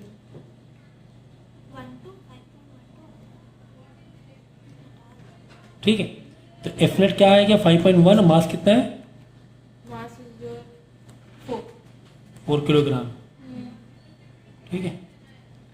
फोर्स अप्लाइड है 10√2 माइनस एफ के है 9, ठीक है। एफ के है 9 तो 5.1 डिवाइड बाई 4, ठीक है। तो ये आपका आ गया क्या, एक्सीलरेशन आ गया, ठीक है। समझ में आया। तो एक और केस देख लिया जाएगा, एक और केस देखते हैं। जैसे यहाँ पर हमने रस्सी कुछ हमने नॉर्मल को सपोर्ट किया था, अगर हम लोग नीचे की तरफ खींचें या नीचे की तरफ पुश करके लाए, है ना। जैसे कि ये कैलकुलेटर है, इसको हम या तो रस्सी से खींच के ऐसे ऊपर की तरफ खींच रहे थे, अब हम क्या करेंगे, ऐसे धक्का दे के ले जा रहे हैं कुछ इस तरीके से। अच्छा पीछे से। हाँ, ऐसे ऊपर से इस तरीके से लेकर आ रहे हैं नीचे की तरफ। बात समझ में आएगी नहीं? तो कुछ एक केस ऐसा भी लेंगे, ट्रॉली जैसा। हाँ एक ट्रॉली जो this। नहीं, ट्रॉली वाली जो आगे से धक्का दे के लेकर आते हैं, नॉट पीछे से खींचो। ट्रॉली को आगे ले जा रहे हैं ना ऐसे करके, वैसे। तो डायग्राम बना रहा हूँ तो समझ में आ जाएगा। 4 Big bazaar। किलोग्राम यहाँ पे सरफेस में है, और हमने एक इस तरीके से पुश लगाया, इस तरीके से पुश लगाया। कितना फोर्स लगाया, 20√2 का लगाया। कितना लगाया फोर्स, 20√2 का। तो ये जो एंगल था, एंगल किस एंगल में लगाया, 45 डिग्री एंगल पे लगाया, 45 डिग्री एंगल पे लगाया, 45 डिग्री एंगल पे लगाया। और म्यू के कितना दिया था, म्यू के तुम्हें दिया हुआ था 0.3, और फोर्स अप्लाइड तुम्हें दिया हुआ था 20√3, थीटा तुम्हें दिया था 45 डिग्री। अब देखो यहाँ पर वही कहानी हो जाएगी कि सर क्या क्या निकालना है, एन निकालना है तुम्हें, एन निकालना है तुम्हें, एफ के निकालना है तुम्हें, एक्सीलरेशन निकालना है, ठीक। इतनी सारी चीज़ें निकालनी है। तो normal is equal to M G हो जाएगा क्या normal is equal to M G हो जाएगा, जितना क्या दिया हुआ है? जितना ये है, हम ऐसे ही कह रहे थे ना एम जी, और उतना ही पलट के क्या होता है, नॉर्मल होता है। लेकिन यहाँ पे कहानी अलग है। नॉर्मल को क्या कोई सपोर्ट कर रहा है या कोई अपोज कर रहा है, Yes, sir। है ना। Yes, normal sir। को कोई कहीं ना कहीं अपोज कर रहा है ना। यहाँ पे कहानी अलग हो गई। नॉर्मल के साथ में कुछ कुछ चीज़ें और भी हैं। नॉर्मल खाली अकेला नहीं है, नॉर्मल अकेला नहीं है। अब अपोज ही समझो, कहीं ना कहीं नॉर्मल ज़्यादा ही आने वाला है, 40 नहीं आएगा, Normal की ज़्यादा क्या आएगा। होगा ना? क्यों ज़्यादा आएगा नॉर्मल, क्योंकि अपोज कर क्योंकि अपोज उल्टा जा रहा है ना, देखो ना, अब उल्टा जा रहा है तो नॉर्मल से ज़्यादा मिलेगा, ठीक। पलट के फोर्स ज़्यादा मिलेगा। नीचे की तरफ हम जैसे ये है, समझो इस पेन में नॉर्मल लग रहा है 10 न्यूटन का, 10 मान लो 10 न्यूटन, लेकिन जब ऊपर से ऐसे धक्का दे देंगे ना, ऐसे दबाने लगेंगे पेन को, तो नॉर्मल पलट के और ज़्यादा आ जाएगा। अच्छा अगर थोड़ा सा उठाए रहे, हल्का सा लाइक नॉट टच दूर ना हो, लेकिन सपोर्ट दे रहे, तो नॉर्मल यानी कम लग रहा है, अच्छा ठीक, समझ गए। नॉर्मल यानी कि कम लग रहा है। ऐसे में देखो, तुम सोचो तुम इसको है ना, अभी यहाँ समझ में आ जाएगा, अभी समझ में आएगा। देखो F K is equal to what, formula क्या एफ के का बोलो जल्दी से, म्यू के इंटू नॉर्मल। अब देखो यानी कि नॉर्मल बढ़ जाए तो फ्रिक्शन बढ़ जाएगा। हाँ, सोचो सोचो direct सोचो, relation। अगर इस कैलकुलेटर को हम इस तरह दबाएं ज़मीन की तरफ और धक्का दें तो क्या तुम्हें फ्रिक्शन ज़्यादा नहीं फील होगा? है ना, दबा के करो, दबा के। Yes, sir. क्यों? क्योंकि तुम नीचे की तरफ दबा रहे हो तो नॉर्मल पलट के ज़्यादा मिल रहा है। Yes sir. अगर यहाँ पे खींच के ले आएंगे ऐसे ऐसे, देखो बहुत आराम से ले आ रहे हैं। क्यों? क्योंकि तुमने नॉर्मल को सपोर्ट कर दिया। Yes sir. नॉर्मल कम लग रहा है, नॉर्मल को तुमने कैंसिल किया। दो डायरेक्शन, एक तरफ फोर्स होना, एक नॉर्मल की तरफ कुछ कंपोनेंट होना, मतलब नॉर्मल को कम करना। यहाँ पे कंपोनेंट देखो एरो ऐसे है, ये नॉर्मल को तुम कहीं ना कहीं कैंसिल कर रहे हो। नॉर्मल को कहीं ना कहीं क्या कर रहे हो? कैंसिल कर, मतलब नॉर्मल कैंसिल कर, नॉर्मल को बढ़ा रहे हो। तो नॉर्मल का अपोजिट जाके मतलब नॉर्मल को, नॉर्मल की वैल्यू ज़्यादा आएगी। अब की बात देखो ना, नॉर्मल ज़्यादा मिलेगा तुम्हें। समझ में आया कि नहीं आया? तो चलो, एन के पास दो यानी कि कंपोनेंट हैं, तो पहले तो कंपोनेंट अलग अलग कर ले फटाफट तेज़ी से। देखो ये डायग्राम मैंने ऐसे करके समझो ऐसे बना लिया, ये ठीक है ना, ये बना लिया, ये ऐसे ही ना लाइन सरफेस से देखो 45 है, लाइन एक की ऐसे, तो यानी 45 डिग्री है। एक यानी ऊपर गया, ऐसे नहीं जाएगा, एक ऐसे आएगा। अब की बार ऐसे आएगा। देखो क्योंकि सर नीचे को अप्लाई नीचे की तरफ है ना, देखो ना कि यहाँ पे थीटा बन रहा है ना, Yes. एक नीचे एक इधर, यस सर। ऐसे टूटेगा तो कंपोनेंट हाँ, 45 डिग्री है, तो एक इधर टूटा, एक इधर, उधर मत कर देना। हमेशा एंगल के इधर ही साइड रहेगा, इधर ही साइड, उधर नहीं, पलट के उधर नहीं। तो ये तो हो गया एफ, ये एंगल है, समझे, ये है ना 45, हाँ नहीं सर। सरफेस से ऐसे बना लिया। वैसे भी कर सकते हो आप, 180 माइनस 45 करो कितना, 135, No. तो 125 फिर माइनस में आ जाएगा, ऐसे भी कर सकते हो। यहाँ 45 है, यस सर। इधर का तुम लोग उल्टा नॉर्मल से, तो नॉर्मल के तुम इधर का ऐड करोगे एक्स्ट्रा ये पूरा, हाँ। तो हो जाएगा तुम्हारा 45 का 135 हो जाएगा, 180 से 135 पहले देखना कॉस के माइनस में आएगी, तो एन में माइनस, उधर जाके प्लस बात एक ही हो जाएगी। फिलहाल तुम ये सोचो, अब की बार क्या करो, एम को सपोर्ट कर रहे हो, एम नीचे, ये वाला कंपोनेंट भी नीचे आ रहा है ना, एम को सपोर्ट मिल रहा है आपकी बार, यस सर। समझे, एम को सपोर्ट, तो एम में प्लस करेंगे, क्या प्लस करेंगे, एफ साइन थीटा, है ना, साइन थीटा ही हो ना, इधर कॉस थीटा साइन थीटा, तो कॉस लो छोड़, कॉस लो में कोई मतलब नहीं, साइन थीटा मतलब नहीं। तो एन इज इक्वल टू, अब की बार एम ऐसे दे रहे ना, Yes, एम को सपोर्ट कर रहे हैं, एम में अगर ऊपर खींचते तो एन में प्लस करते, यहाँ पे एम को प्लस करेंगे, एम पर 2 है, मतलब इस दोनों का अगेंस्ट एन हो रहा है। एक तो ग्रेविटी खींच ही रही, साथ में तुम और पलट के ताकत लगा रहे हो Yes, sir. ग्रेविटी की तरह, एम को सपोर्ट मिलेगा। एम कितना 4, 10 कितने 10 है, फोर्स कितना है 22√2, sine theta sine 45 degree, sine 45 degree, sine 45 degree कितना हुआ 1/√2, √2 गया 20 आ जाएगा, 60 आ जाएगा नॉर्मल। ओके 60 न्यूटन, बात समझ में आई, न्यूटन ये होता है एन मतलब नॉर्मल, बात समझ में आई। अब की बार हमने प्लस कहाँ किया, एम को सपोर्ट किया, क्योंकि हम ऐसे फोर्स लगा रहे थे। अब पहले क्या था, इस तरीके से खींच रहे थे, ऐसे खींच रहे थे, तो एन को सपोर्ट किया था हमने पहले, तो एन कम आया था हमारा, यहाँ पे नॉर्मल देखिए ज़्यादा आ रहा है, यस सर। एम 40 न्यूटन हो रहा था, लेकिन 40 न्यूटन नहीं हुआ ना, 60 आया, क्यों, एक्स्ट्रा तुम फुट दबा के ले रहे हो, तो पलट के ज़्यादा नॉर्मल मिल रहा है। तो ये कॉन्सेप्ट है तुम्हारा, ये हो गया 60 न्यूटन आ गया। तो कुल मिला के एफ नेट कितना हो गया, एफ नेट सर, यहाँ तो कहानी पलट रही है क्या, क्योंकि एफ नेट के लिए क्या करोगे, जो तुम खींच रहे हो यानी 20√2 से खींचा माइनस 60 न्यूटन, यही तो हुआ, यही हुआ, ये नहीं हुआ, एफ कॉस थीटा, क्योंकि एफ नेट क्या आएगा 2√2 माइनस एफ कॉस, माइनस लगाएंगे सर, क्या प्लस लगाएंगे, इधर धक्का दे रहे हैं, हाँ हाँ धक्का इधर दे रहे हैं, हाँ, तो दोनों फिर प्लस हो जाएंगे ना, क्यों प्लस में क्यों माइनस कर दो, माइनस होंगे ना, अपोजिट डायरेक्शन होगा ना, हमेशा इधर जाएगी तो sir opposite direction, opposite direction, ठीक है ना। 20 समझ गए, एफ कॉस थीटा कहाँ पे लग रहा है, अपोजिट, अपोजिट डायरेक्शन, हमेशा फ्रिक्शन होता है अपोजिट Opposite डायरेक्शन, direction. धक्का इधर दे रहे हो, लग रहा है इधर, यस सर। इधर कितना लग रहा है आपकी बार बताओ, F F cos theta, cos theta लगेगा, ठीक है ना। Yes sir, minus,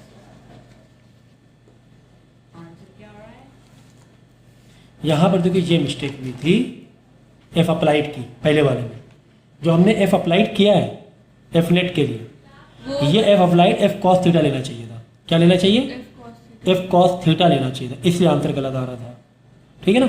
F cos theta लेंगे, क्यों, देखो फ्रिक्शन के अगेंस्ट कौन सा फोर्स लग रहा है, इसी का अपोजिट लग रहा है ना, एफ कॉस थीटा का अपोजिट। लग रहा है, हाँ।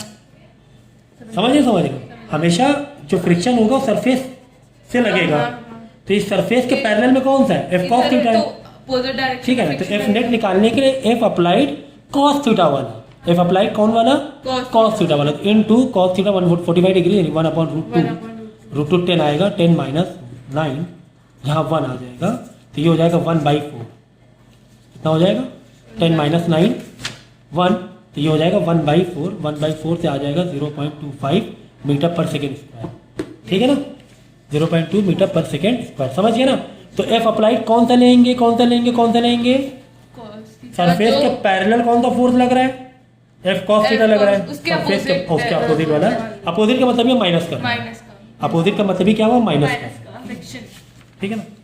ठीक है, तो इसमें भी यही रहेगा। चलो यहाँ पे ठीक से बता देता हूँ मैं, देखो एफ नेट, एफ अप्लाइड, ठीक है, एफ अप्लाइड जो कि सरफेस के पैरेलल, सरफेस के पैरेलल कौन सा है, cos theta, F applied minus F के, कितना एफ अप्लाइड हुआ है, एफ अप्लाइड हुआ है,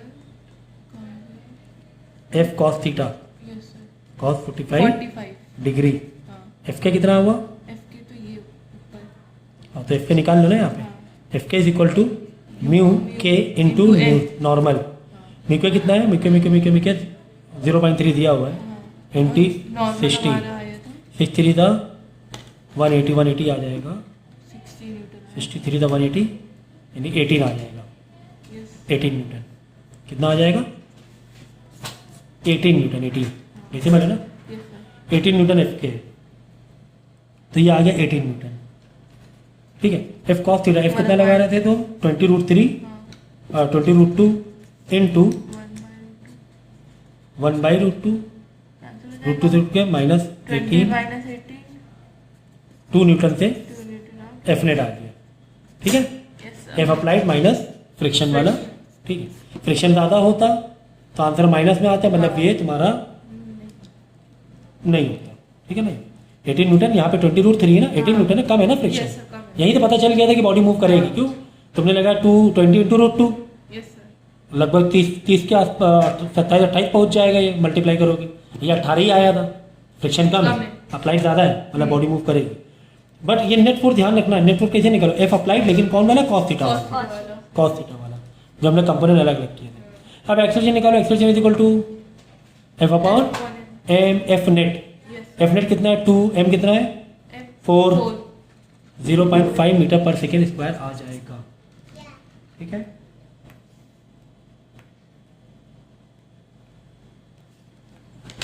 ठीक है, तो स्टैटिक फ्रिक्शन पर लेक्चर कल देंगे, ठीक है। फ्रिक्शन क्यों होता है, फ्रिक्शन क्यों होता है, क्यों होता है, इरेगुलरिटीज ऑफ या इन सरफेसेस, क्यों होता है, इरेगुलरिटीज इन सरफेसेस, सही ना।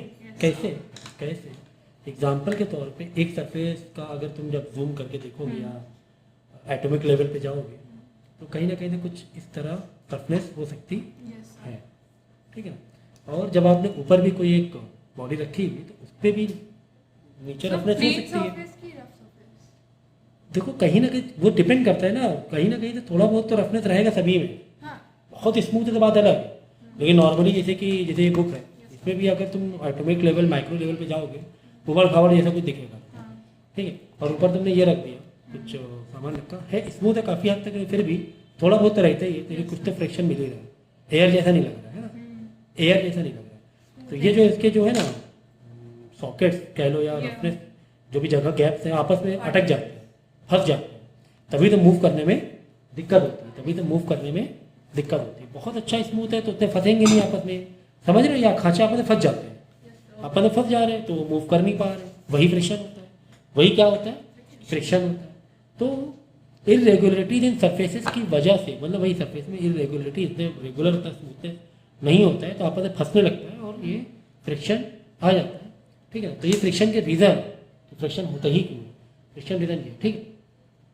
अच्छा लास्ट लेक्चर में हम लोग ने ये सीख लिया था कि एफ जो लिमिटिंग है, लिमिटिंग है हमेशा बड़ा रहेगा किससे, एफ काइनेटिक से, ये याद रखना। एक बार लिमिट दे दी, एक बार तुमने सोफा खसका दिया ना, तो बाद में उतनी ताकत तुम्हें लगाने की जरूरत नहीं पड़ेगी, ऐसा हम लोग समझते हैं, ठीक है ना, काइनेटिक। तो हमेशा लिमिटिंग याद रखना ज़्यादा ही रहेगा। इसके अलावा ये भी हमने देखा था कि एफ जो अप्लाइड होता है वही एफ स्टैटिक के बराबर हो जाता है, ऑटोमेटिक एडजस्ट हो जाता है, ठीक है ना। जैसे कि एग्जांपल के तौर पे कोई बॉडी को मूव करने के लिए आपको चाहिए 12 न्यूटन, ठीक है, 12 न्यूटन चाहिए, और आपने लगाया कितना, required force to move body, but how much you are applying. ये तो रिक्वायर के लिए 12 न्यूटन चाहिए, तो आप क्या बोलोगे सर 12 न्यूटन रिक्वायर की चाहिए, इसका मतलब एफएस यानी कि स्टैटिक फ्रिक्शन इसमें 12 न्यूटन तो चाहिए। या आप ऐसा कह रहे हो, लेकिन आपने लगाया कितना, 10 न्यूटन, जो अप्लाइड फोर्स अप्लाइड, तुमने अप्लाई कितना किया, ऑब्जेक्ट मूव नहीं करेगा, अप्लाइड कितना, 10 न्यूटन। आप क्या बोलोगे सर इसमें तो स्टैटिक फ्रिक्शन कम से कम 12 न्यूटन की जरूरत है। तो यहाँ पर जब तुमने 10 न्यूटन लगाया तो स्टैटिक फ्रिक्शन कितना मांग रहा है, 12 न्यूटन। लेकिन जब तुम पुशिंग 10 न्यूटन है, इट्स नॉट मूविंग, तो स्टैटिक फ्रिक्शन कितना हो जाएगा, रिक्वायरमेंट 12 न्यूटन की है just to move object, we are applying 10, तो स्टैटिक फ्रिक्शन अब कितना हो जाएगा, 10 न्यूटन हो जाएगा। ये बस ये चीज समझाने वाली कि माने की रिक्वायरमेंट इसकी है, तो वही तो मैंने कल समझाया था कि 12 न्यूटन की रिक्वायरमेंट, तुम 10 न्यूटन लगा रहे हो, 10 न्यूटन लगा रहे हो, कि 2 न्यूटन से पीछे जा रहा है क्या बॉडी, पीछे तो नहीं जाएगी ना। तो इसका मतलब ये जो स्टैटिक फ्रिक्शन है वो सेल्फ एडजस्टेड होती है, जितना तुम फोर्स लगाओगे बॉडी मूव नहीं हो रही, उतनी ही स्टैटिक फ्रिक्शन हो जाती है, सेल्फ एडजस्ट। बॉडी तो मूव नहीं कर रही क्योंकि हमने रिक्वायरमेंट बता दी ना, रिक्वायर्ड, ये क्या है, रिक्वायर्ड। लेकिन जब तुम 10 न्यूटन लगा रहे हो तो तुम्हारी फिर स्टैटिक फ्रिक्शन इस पर 10 न्यूटन नहीं, 12 न्यूटन नहीं रहे, 10 ही न्यूटन रहे। माना कि रिक्वायरमेंट है, ये एक्चुअली ये एफ एस जो है ये एफ लिमिट भी बोलते हैं इसे, एफ लिमिटिंग फ्रिक्शन 12 न्यूटन का, कि लिमिट यहाँ तक के 12 न्यूटन की। लेकिन जितना तुम फोर्स लगाओगे स्टैटिक फ्रिक्शन उतना ही मानी जाएगी, ये समझाने की कोशिश कर रहे हैं।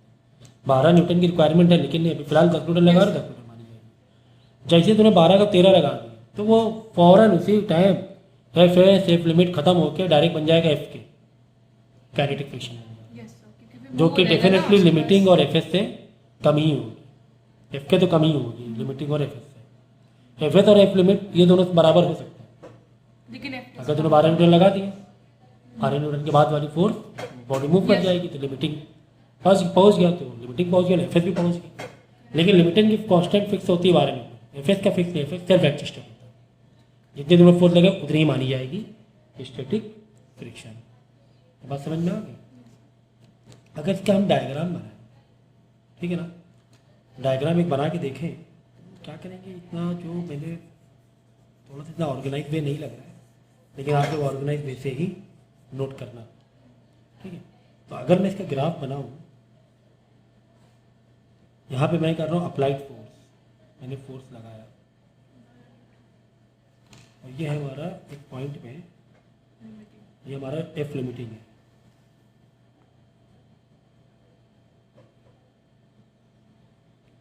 मैक्सिमम फ्रिक्शन जो रोके रहेगा बॉडी को, उसके बाद क्या होगा, ठीक।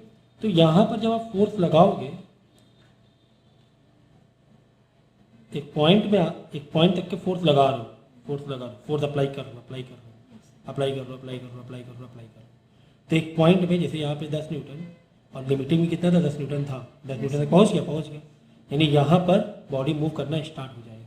जैसे बॉडी मूव करना स्टार्ट हो जाएगी तो फ्रिक्शन एक्चुअली ये एफ लिमिटिंग है, ओवरऑल देखा जाए तो पूरी लाइन फ्रिक्शन की ही है। इस पॉइंट में फ्रिक्शन लिमिटिंग माना, बाकी तो फ्रिक्शन है ही ना ओवरऑल, ठीक है ना। तो अब यहाँ पर जब तुमने लिमिटिंग 10 न्यूटन दे दिया, 10 न्यूटन ही मांग रहा था लिमिटिंग, तुमने 10 न्यूटन दे दिया ना, देखो ना 10 न्यूटन, तो ये अब यह फ्रिक्शन थोड़ी थी, जब आगे मूव कर रहे हो तो अब ये फ्रिक्शन कम हो जाएगी थोड़ी सी और ये कांस्टेंट हो जाएगी, यानी कि जो तुम्हारी काइनेटिक फ्रिक्शन होती है, ये काइनेटिक फ्रिक्शन यहाँ से आ गई, थोड़ी सी लिमिटिंग से कम होगी एज वेल एज कांस्टेंट होगी। हाँ बॉडी मूव करने लगी कि एफ के कांस्टेंट लगता है, ठीक है ना, कांस्टेंट लगे। तो ये ग्राफ तुम्हारा है, यहाँ पे अप्लाइड फोर्स लगा रहे, एक पॉइंट में फ्रिक्शन बढ़ रहा है, कहाँ तक 10 न्यूटन पहुँचा दिया। 10 न्यूटन ही 10 न्यूटन के बाद थोड़ी कम हो जाएगी, फिर तुम्हें थोड़ी ताकत कम लगानी पड़ेगी बॉडी को मूव कराने के लिए। तो ये आपका ग्राफ इस तरह आप एक्सप्रेस कर सकते हो। तो हमें ये पता है यहाँ पर हमें ये पता चल रहा है कि एफ के है ना डेफिनेटली कम है एफ एल से, ठीक है। यानी कि म्यू के जो होगा म्यू के इंटू नॉर्मल, एफ के का फॉर्मूला क्या है, म्यू के इंटू नॉर्मल, और एफ एल का म्यू एस इंटू नॉर्मल, ठीक है। ये कम ही होगा ना उसका कैलकुलेशन, म्यू के इंटू, अब हो सकता है म्यू के म्यू एस सेम, ये भी हो सकता है नॉर्मल में फर्क आ गया, हो सकता है म्यू के म्यू एस सेम, लेकिन हो सकता है नॉर्मल में फर्क आ जाए, ठीक है। बहुत बार ऐसे म्यू देता है वैल्यू, तो ऐसे म्यू के म्यू एस दोनों ले सकते हो। अभी एग्जाम में जैसे जेई का अगर हम क्वेश्चन कराएं, पहले इसको वीडियो पॉज करके इतना नोट कर लीजिए।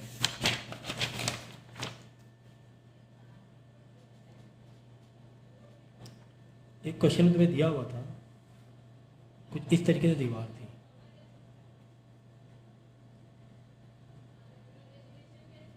ठीक है। एक बॉडी तुम्हारी ऐसे रखी हुई थी, फिलहाल नीचे गिरेगा और जेंटल वर्टिकल है ना, नीचे गिरेगा, लेकिन तुमने क्या किया है, तुमने यहाँ पर 40 न्यूटन का फोर्स लेके दबाया हुआ, 40 न्यूटन फोर्स लगाया दबाए हुए हो। बात समझना मेरी, म्यू एस तुम्हें दिया हुआ है 0.3, म्यू के तुम्हें दिया हुआ है 0.2, ये दिया हुआ। सवाल ये है कि अगर तुमने इस तरीके से जो 40 न्यूटन से बॉडी को दबाया रोके हुए, बॉडी गिरेगी नहीं गिरेगी, हो सकता गिर जाए, हो सकता ना गिरे, क्या पता तुम फोर्स कम लगा रहे हो रोकने के लिए, ठीक है। समझे ना, ऐसे हम रोके हुए किसी चीज़ को दीवार से सटा के, अब ये डिपेंड करता है तुम कितनी ताकत लगाए है ना, कि रोक पा रहे हैं नहीं रोक पा रहे, या हो सकता है एमजी ज़्यादा लग रहा हो, एमजी नीचे ग्रेविटी ज़्यादा लग रही है, ये भी हो सकता है ना। तो नीचे एमजी के लिए तो पहले क्या करना है कि कम से कम इतना ग्राफ अलग कॉपी कर, बाद में जो भी ग्राफ में चेंजेस करेंगे आंसर में बाद में दिखाया करो हमेशा, ठीक है। अच्छा यहाँ पर बताओ, अच्छा अगर हम डेटा लिखें, चलो यहाँ डेटा लिखते हैं। तुम्हें तो एक तो एक्सेलरेशन पूछा गया है, फाइंड फोर्स ऑफ फ्रिक्शन पूछा गया है, force of friction is equal to question mark, acceleration is equal to question mark, ठीक है। और ये पूछना है कि बॉडी रेस्ट में है कि मोशन में, रेस्ट में होगी और मोशन में होगी, ये तुम्हें पूछा गया, ठीक है ना। तो अब यहाँ पे ये बताओ, सबसे पहले तो ये बताओ, यहाँ पे मैं आंसर अगर इसको करूँ, ये तुम्हारा क्वेश्चन पार्ट हो गया। अब ये बताओ अप्लाइड फोर्स कितना है इस पर, पहली बात तो ये, 40 अप्लाई करना, ठीक है। जैसे इन्होंने कहा 40, जैसे मैंने कहा कि जो क्वेश्चन है जेई का ईयर मुझे याद नहीं आ रहा है, जेई का ही क्वेश्चन है, तो जैसे कि आपने कहा 40 की अप्लाइड फोर्स 40, तो यहाँ पे अप्लाइड फोर्स 40 नहीं होगा, अप्लाइड फोर्स 40 नहीं होगा। अप्लाइड फोर्स हमेशा फ्रिक्शन के अगेंस्ट होता है, याद रखना, हमेशा फ्रिक्शन के अगेंस्ट। तभी तो पिछले लेक्चर में हम लोग देखो जब स्लाइड कर रहे थे कॉस थीटा वाला, जब हम इस तरीके से इस तरह फोर्स दे रहे थे, तो हम लोग अप्लाइड फोर्स में कॉस थीटा वाला वो ले रहे थे, क्योंकि फ्रिक्शन के अगेंस्ट कॉस थीटा का कंपोनेंट ले रहे थे। तो यहाँ पर अप्लाइड फोर्स तुम जरूर ऐसे ताकत लगा रहे हो, लेकिन अप्लाइड फोर्स तुम्हारा ये नहीं होगा। तो कॉस थीटा वाला कंपोनेंट यहाँ तो नॉर्मली है सर, इसमें क्या कॉस थीटा, तो कॉस थीटा यानी यहाँ पर फ्रिक्शन के अगेंस्ट क्या हुआ, कहीं ना कहीं से ये दीवार रोके हुए है, यानी फ्रिक्शन इसका इधर हुआ, अगर रोके हुए है तो mg खींचने की कोशिश कर रहा है, mg इधर, यानी कि mg मतलब 1g हो जाए, मास 1 किलो 1 और g का g रख दो, अप्लाइड फोर्स तुम्हारा 1g होगा, 1g क्या अगेंस्ट, क्योंकि नीचे फ्रिक्शन तो ऐसे मिल रहा ना अगेंस्ट एक दूसरे के, फ्रिक्शन क्या अगेंस्ट याद रखो है ना, ये अप्लाइड फोर्स नहीं माना, फ्रिक्शन क्या अगेंस्ट, तो फ्रिक्शन पकड़े हुए mg खींच, यहाँ तो mg खींच रहे थे, यस सर, फ्रिक्शन पकड़े हुए, ठीक है, यहाँ से समझना है। तो एफ लिमिटिंग अगर हम लगाएं फॉर्मूला, लिमिट तो देखें क्या होगा, mu S into N, what is mu S 0.3 into N, normal कितना है, अब यहाँ पे नॉर्मल कितना मिला, normal normal normal normal normal तो इधर ही आएगा, हाँ ये ऐसे, तो दीवार ने पलट के इधर तुमने 40 न्यूटन दिया, दीवार ने पलट के भी 40 न्यूटन दिया, तो ये नॉर्मल वाला है, नॉट न्यूटन, ठीक है। तो ये हो जाएगा 40 न्यूटन, तो 0.3 इंटू 40 कितना होगा,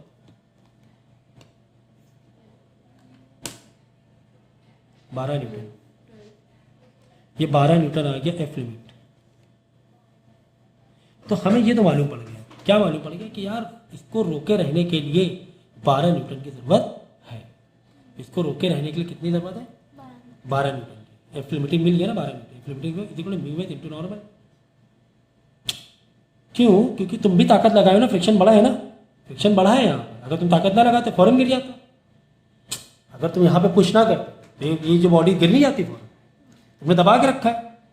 दबाने की वजह से एक तो इसका दीवार का फ्रिक्शन प्लस नॉर्मल कितना दिया, तो 40 न्यूटन दे दिया, दीवार का अपना फ्रिक्शन था। ये तो फिर काइनेटिक फ्रिक्शन भी तुम सकते हैं ना इसमें। देखो अगर हम यहाँ पे कह रहे हैं कि ये रेस्ट में है, अभी स्टैटिक फ्रिक्शन लगा रहे हैं, म्यू कितना ले रहे हैं, यस सर। स्टैटिक वाला ले रहे हैं, ठीक है ना, स्टैटिक वाला म्यू ले रहे हैं इंटू नॉर्मल।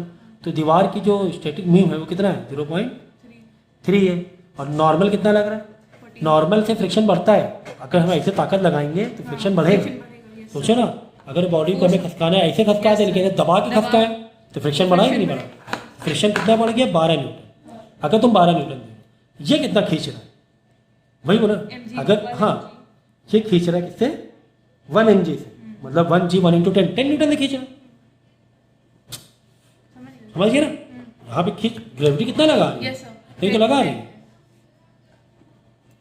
तो फोर्थ अप्लाइड, यानी कि फोर्थ अप्लाइड देखो, यहाँ फोर्थ अप्लाइड, ये फोर्थ अप्लाइड नहीं है, ये अब हमें फोर्थ अप्लाइड लगा रहे हैं। तुम कितना फोर्थ लगा रहे हो, मतलब ठीक है, ग्रेविटी कितना फोर्थ लगा रही है, फिलहाल हम ये कहेंगे फोर्थ अप्लाइड। ग्रेविटी कितना लगा रही है, m into G, 1 into 10 is equal to 10 newton, यानी ग्रेविटी फोर्थ तुम लगा रहे हो सिर्फ और सिर्फ 10 न्यूटन का। तो यहाँ पे मालूम पड़ गया ना कि एफ लिमिटिंग ज़्यादा है, एफ लिमिटिंग ज़्यादा है, एफ लिमिटिंग ज़्यादा है किससे, एफ अप्लाइड से।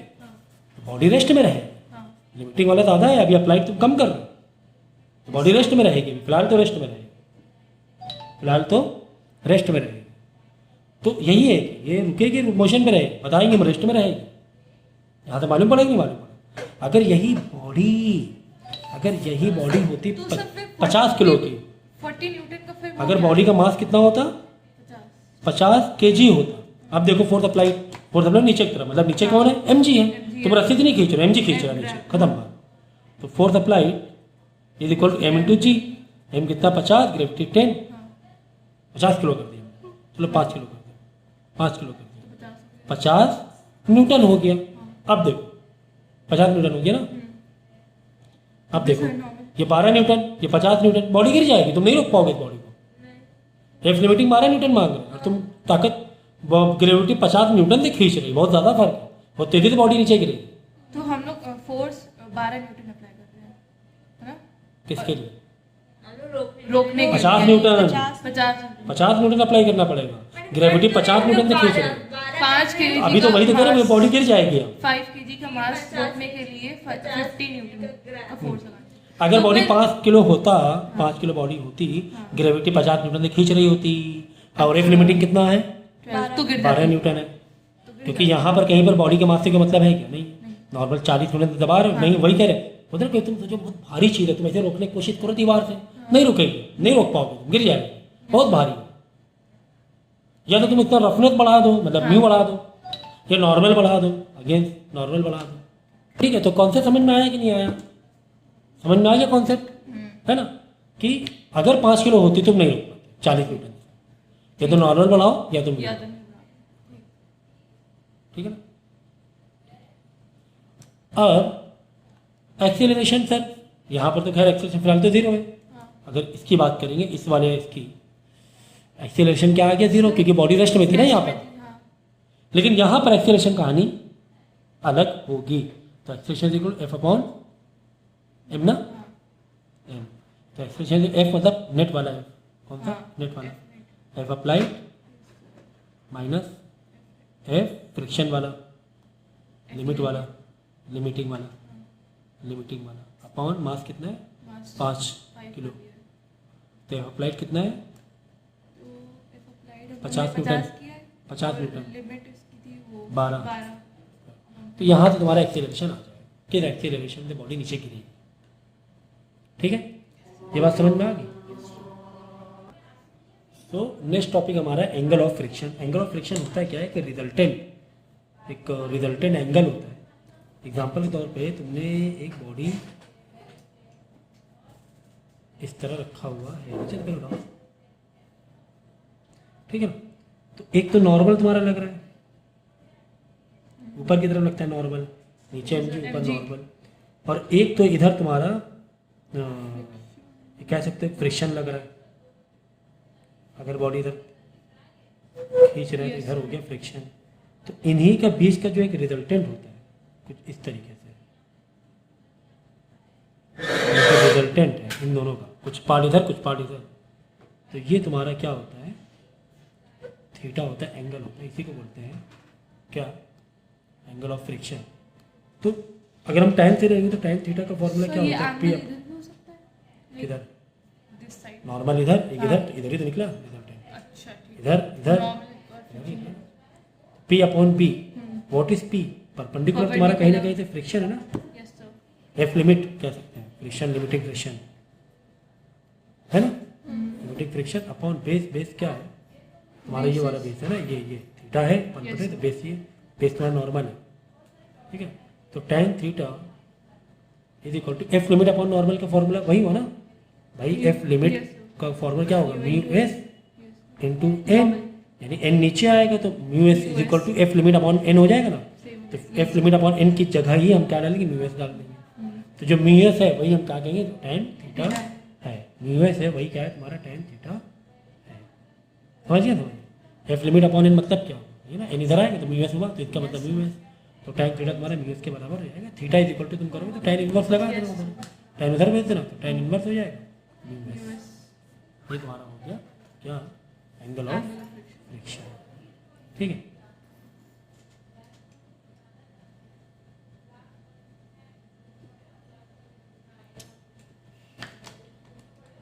अब इसी पर एक क्वेश्चन हमें दिया हुआ है, फाइंड, रेड पेन नीचे गिरा है,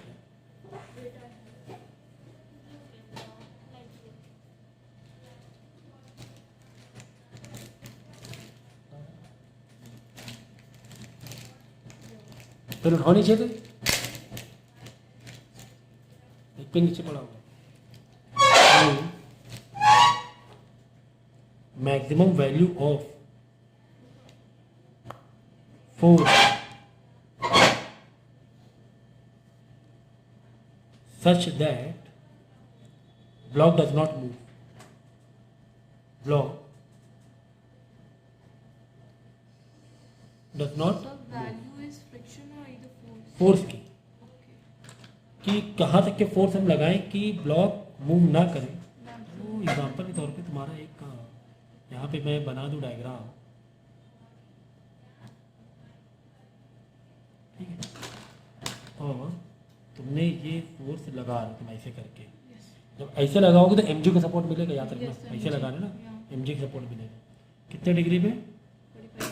60 डिग्री दिया हुआ है, 60 डिग्री दिया हुआ है, 60 डिग्री फोर्स लगा रहे हो, और ये बॉडी का मास है वो है √3 kg। ये तुम्हारा हो गया एमजी, ये हो गया नॉर्मल। लेकिन अब की बार एमजी के साथ इसका एक कंपोनेंट आ जाएगा ना। Yes, sir. तो ऐसे कर रहे हो तो ये ऐसे हुआ, तो ये फोर्स लग रहा है तुम्हारा 60 डिग्री पे, यही हुआ ना, ये ऐसे Yes, sir. 60 डिग्री पे लग रहा है। तो ये हो गया एक F cos theta, And there sin ये जो हो जाएगा F sin theta. Sine theta, ठीक है ना। यानी साइन थीटा पे एमजी देखो आ गया ना सेम, ये दोनों हो गया। यानी नॉर्मल इज इक्वल टू, अब की बार नॉर्मल किसके बराबर हो जाएगा, MG plus F sine theta के बराबर हो जाएगा। ठीक है, क्यों ऐसा कर रहे हैं, क्योंकि हमें क्या निकालना है, एफ लिमिट निकालना है ना, Yes. हमें निकालना है F Limit. Limit is equal to क्या होता है, Mu mu into normal. Yes. Into normal.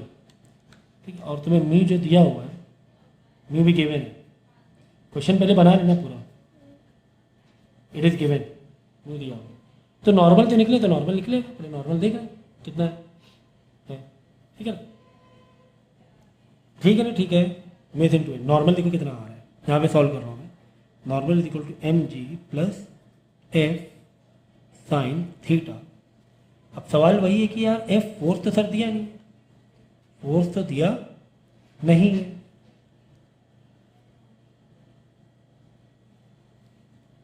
M G कितना है, √3 इंटू जी वाला ग्रेविटी वैसे रखो नॉर्मल के लिए, प्लस एफ हमें पता नहीं है, साइन थीटा √3/2, ये तो आ गया नॉर्मल। अभी हमें एफ नहीं पता, अभी हमें एफ नहीं पता, ठीक है।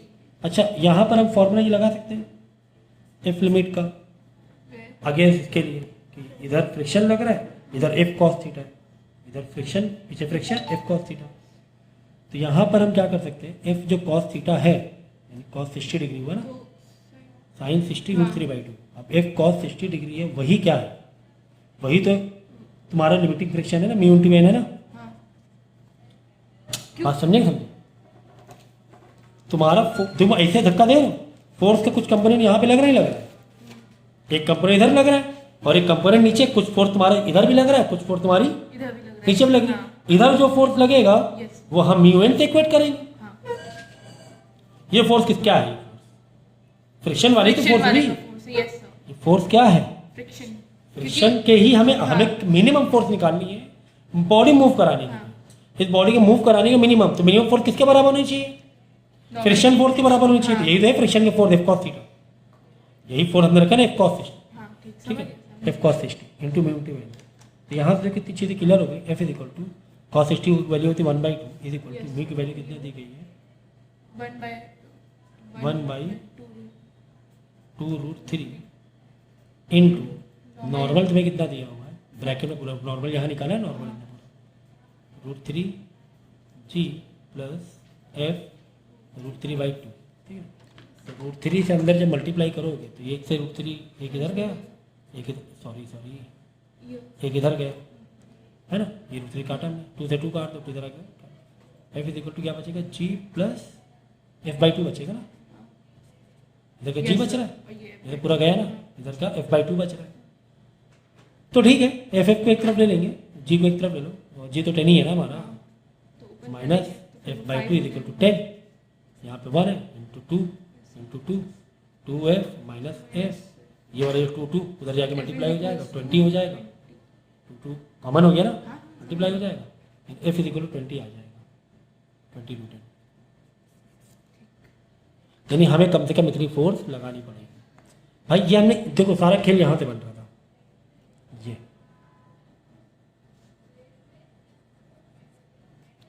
हमें अप्लाइड फोर्स चाहिए किसके बराबर, म्यू इनटू एन के बराबर। What is mu N, limiting वाला जो लिमिटिंग फ्रिक्शन था वो तुम्हारा म्यू एन था, कि ये तुम्हें दिया हुआ था, म्यू दिया हुआ था, म्यू एन ही तो फॉर्मूला होता है लिमिटिंग फ्रिक्शन में, म्यू इनटू एन। तो यहाँ पे कितनी फोर्स लगाए कि म्यू इनटू एन हो जाए, म्यू एन के बराबर मिल जाए, तो इतनी या इससे ऊपर, मतलब इससे प्लस फोर्स लगानी पड़ेगी 20 न्यूटन के ऊपर, इसके ऊपर लगाएंगे तो बॉडी मूव करने लगेगी।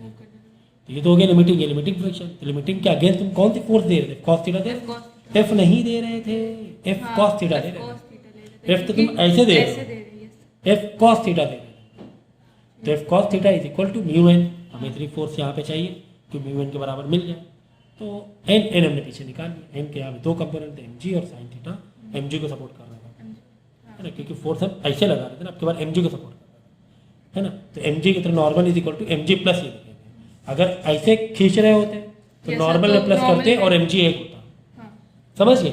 तो कितना अच्छा क्वेश्चन है ये भी जेई में 2008 या 7 का क्वेश्चन है ये जेई का, ठीक है। तो अगर एक डायग्राम आ जाए कभी भी ऑब्जेक्टिव में कि पुल करने पे पुश करने, कहाँ पे इजी पड़ेगा खसकाने के, हमने किया पुश,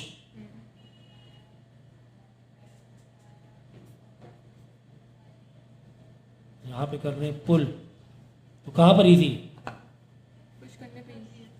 पुल में इजी है, पुश में तो तुम्हारा बहुत ज़्यादा आ जाएगा फोर्स, पुल करना ज़्यादा इजी रहेगा, पुश में फ्रिक्शन ज़्यादा लगेगा, mg plus F sine theta हो जाएगा, n बढ़ जाएगा, n is equal to mg plus sine theta हो जाएगा, है ना, n is equal to mg plus sine theta हो जाएगा अगर पुश कर रहे हैं। तो तुम्हारा mu is n to n होता है एफ लिमिट, तो फ्रिक्शन बढ़ जाएगा, फ्रिक्शन अगेन बहुत ज़्यादा फोर्स लगानी पड़ेगी, समझ में आया? ठीक ठीक। कॉस थीटा तो म्यू वो निकालने के लिए है, नॉर्मल निकालने के लिए साइन थीटा ही लेना, वो तो एफ लिमिट निकालने के लिए, ये एफ लिमिट निकालने, फ्रिक्शन निकालने के लिए, this is for friction. Normal अलग निकालना, नॉर्मल के जब लिए तो नॉर्मल sin निकालें, होगा। जब नॉर्मल निकालें तभी तो फ्रिक्शन निकाल पाएंगे, हाँ, है ना, जब नॉर्मल निकाल पाएंगे तभी तो। तभी तो friction। तो यहाँ पर क्या हो रहा है देख रहे हो, जब हम पुल कर रहे हैं तो n is equal to M G से minus F sine theta, plus जाके उधर माइनस एम साइन थीटा हो रहा है। यहाँ पे क्या हो रहा है, n is equal to M G plus sine theta हो रहा है, F M G plus F sine theta हो रहा है। वैल्यू कहाँ पे ज़्यादा है, यहाँ पे वैल्यू ज़्यादा होगी ना n की, n की यहाँ पे वैल्यू ज़्यादा, यानी जब तुम फ्रिक्शन लगाओगे, फ्रिक्शन इज इक्वल टू क्या होता है, म्यू इंटू एन। अब खुद ही समझ जाओ कि फ्रिक्शन कहाँ पे ज़्यादा चाहिए, यहाँ पे ज़्यादा फ्रिक्शन हो रहा है, यहाँ पे फोर्स ज़्यादा अगेंस्ट हो रहा है, तो यहाँ ज़्यादा ताकत लगानी पड़ रही है, इधर more force required, more force required to move the body. फिर इनटू में एन यहाँ बड़ा आ रहा है ना, एन यहाँ छोटा हो रहा है, देखो माइनस हो रहा है, माइनस करोगे तो छोटा ही होगा ना वैल्यू। अच्छा एक डाउट है मेरा कि जब फ्रिक्शन में यहाँ जैसे म्यू एस और म्यू के लेते हैं तो वो कैसे पता चलेगा कि जब बॉडी, हाँ, कि के लेना है? जब बॉडी नहीं। रुकी हुई है, हाँ वो तो पता है कि जब वो तुम्हें म्यू देगा, वो तुम्हें वैसे ही लेना है, अच्छा वो देखेंगे उसमें। हाँ उसमें दिया रहेगा, म्यू अगर- फाइंड तो करना होता है नहीं म्यू बहुत कम आता है फाइंड करने के लिए, तो म्यू तुम्हें दिया रहेगा, और दे दिया तो एस और के अलग अलग दिया रहेगा। अब बॉडी, अब वो तुम्हें अपना लॉजिक लगाना है कि बॉडी रेस्ट में, अभी लॉजिक इतना Body rest वही तो पे क्वेश्चन या किया, अब यहाँ पर कैसे पता चला, रेस्ट पे अब तो म्यू के म्यू दोनों दिया हुआ था, तो यहाँ पे कैसे पता, यहाँ पर पहले वाले में जब 1 kg ले रहे थे बॉडी रेस्ट में थी, रेस्ट में तो रेस्ट में थे तुम्हें स्टैटिक लेना पड़ेगा। हाँ ठीक। अगर बॉडी यहाँ पर mg बॉडी मूव कर रही थी, जब मूव करने लगेगी तो तुम्हें म्यू के लेना। एफ के लेना पड़ेगा, यहाँ पर यहाँ बॉडी मूव करे एफ के लेना पड़ेगा, के, ठीक है ना, एफ के स्टैंड समझ गया ना, Kinetic friction। क्योंकि मूव करने लगी ना, तो मूव करने के लिए अरे श्योर क्या चीज़, एफ के मतलब ये लिमिट देखो Friction, friction kinetic limited friction। भी हो सकता तो केयर होना चाहिए। चलिए फ्रिक्शन है ना चाहे फिर formula भी है ना। काइनेटिक है ना तो कभी कभार उल्टे दिमाग वाले God को वाले, बनाया जाता है। सर एडिट कर देंगे। मैंने ऐसा कुछ कहा ही नहीं, एडिट कर लो। हेलो की तो देखो angle of repose, what is angle of repose, what is angle of, किसका भाई आया, दूसरा नहीं मालूम, याद नहीं आ रहा। सर ये पोज में जो पीछे Crash फ्रिक्शन वाला ही लगता है है। उसके जस्ट आगे मिलना। देखो रिपोज का मतलब क्या होता है ना, वैसे तुम्हारा एक सरफेस है कुछ इस तरीके से, इससे सरफेस है, तुमने बॉडी रखी है, बॉडी मूव नीचे नहीं गिर रही है अभी फिलहाल, समझो नीचे नहीं गिर रही, तो हम क्या करेंगे, इसमें तुम बताया ना कि एग्जाम्पल के तौर पे कोई एक जैसे पेन है, अभी तो नहीं मूव कर रहा है, पेन मतलब सर्कुलर ही सारी चीज़ें मिल रही, ये ले लो, अभी तो मूव नहीं कर रहा है, हम क्या करें जिस सरफेस पे उसका एंगल क्या करते हैं बढ़ाते हैं, एक पॉइंट में इतना बढ़ाया कि मूव करने लगा, देखो है, तो किस एंगल तक के रोके हुए हो, या अच्छा एंगल पता करना है। हाँ वो उसी एंगल रिपोज बोलते हैं, किस एंगल, मतलब वो एंगल बॉडी जस्ट होल्ड, या एंगल रिपोज मतलब क्या हुआ कि angle theta if you take out the theta angle and just to hold, या just to hold body on its surface, just to hold body, so we can say the friction applied हाँ, या ये ऐसे भी कह सकते हैं, दूसरे उसमें भी कह सकते हैं, theta is equal to angle is equal to body, theta वो एंगल होता है जहाँ पर बॉडी जस्ट टू मूव हो सकती है, जस्ट टू मूव के लिए वो एंगल बन जाए, वह उसके आगे गए तो बॉडी नीचे गिरना शुरू हो जाएगी, उसी को बोलते हैं एंगल ऑफ रिपोज, कि थोड़ा तुमने और इंक्लाइन किया बॉडी गिरने लगे, तो कहाँ तक रोके हुए, वही थीटा को बोलेंगे एंगल ऑफ रिपोज, जहाँ तक वो रोक पा रही है, ठीक। अब यहाँ से कॉन्सेप्ट निकलता है तुम्हारा कि समझो एम है, अब एम क्या है, ग्रेविटी का तुम कॉन्सेप्ट लोगे, ग्रेविटी तुम्हारी इधर ही जा रही है ना, ग्रेविटी तो इधर जा रही है एम, लेकिन यहाँ पर अब एम की क्योंकि इंक्लाइन प्लेन है, तो अब नॉर्मल एम तो नीचे जाएगी ना, ऐसे थोड़ा एम जाएगी, नहीं, तो एम के 2 कंपोनेंट बन जाएंगे, एक तो नॉर्मल के अगेंस्ट लेना है हमें, हाँ, और एक नॉर्मल friction- मतलब नॉर्मल है ये, यानी कि एम कुछ इधर आ रही ये और कुछ एम इधर आ रही है ना, मतलब ये एंगल हुआ ना हाँ हाँ थीटा, यही तो पूछा। तो कुछ इधर कुछ हाँ, इधर, इधर। तो जो थीटा के साथ होता है एम कॉस थीटा होता है वो। हाँ, लेकिन mg अब एम के 2 कंपोनेंट होते हैं, देखिए मैं जो हाँ। एक इधर एक इधर एक इधर, ठीक है, 2 कंपोनेंट कि कुछ ग्रेविटी जो ऐसे लग रही पूरे तौर पे नहीं लग रही, सीधा थोड़ी ना उधर बॉडी, भी तो जा रही है।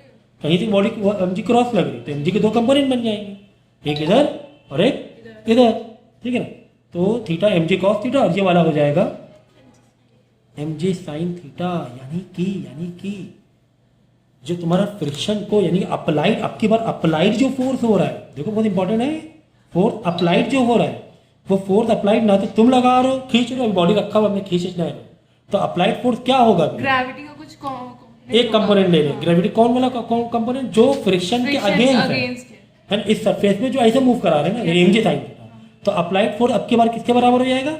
एम जी साइन थीटा के बराबर हो और जाएगा। सब फ्रिक्शन इधर हो रहा होगा ना। फ्रिक्शन इधर हो गया, फ्रिक्शन के अगेंस्ट, अब फ्रिक्शन के लिए क्या लग जाएगा?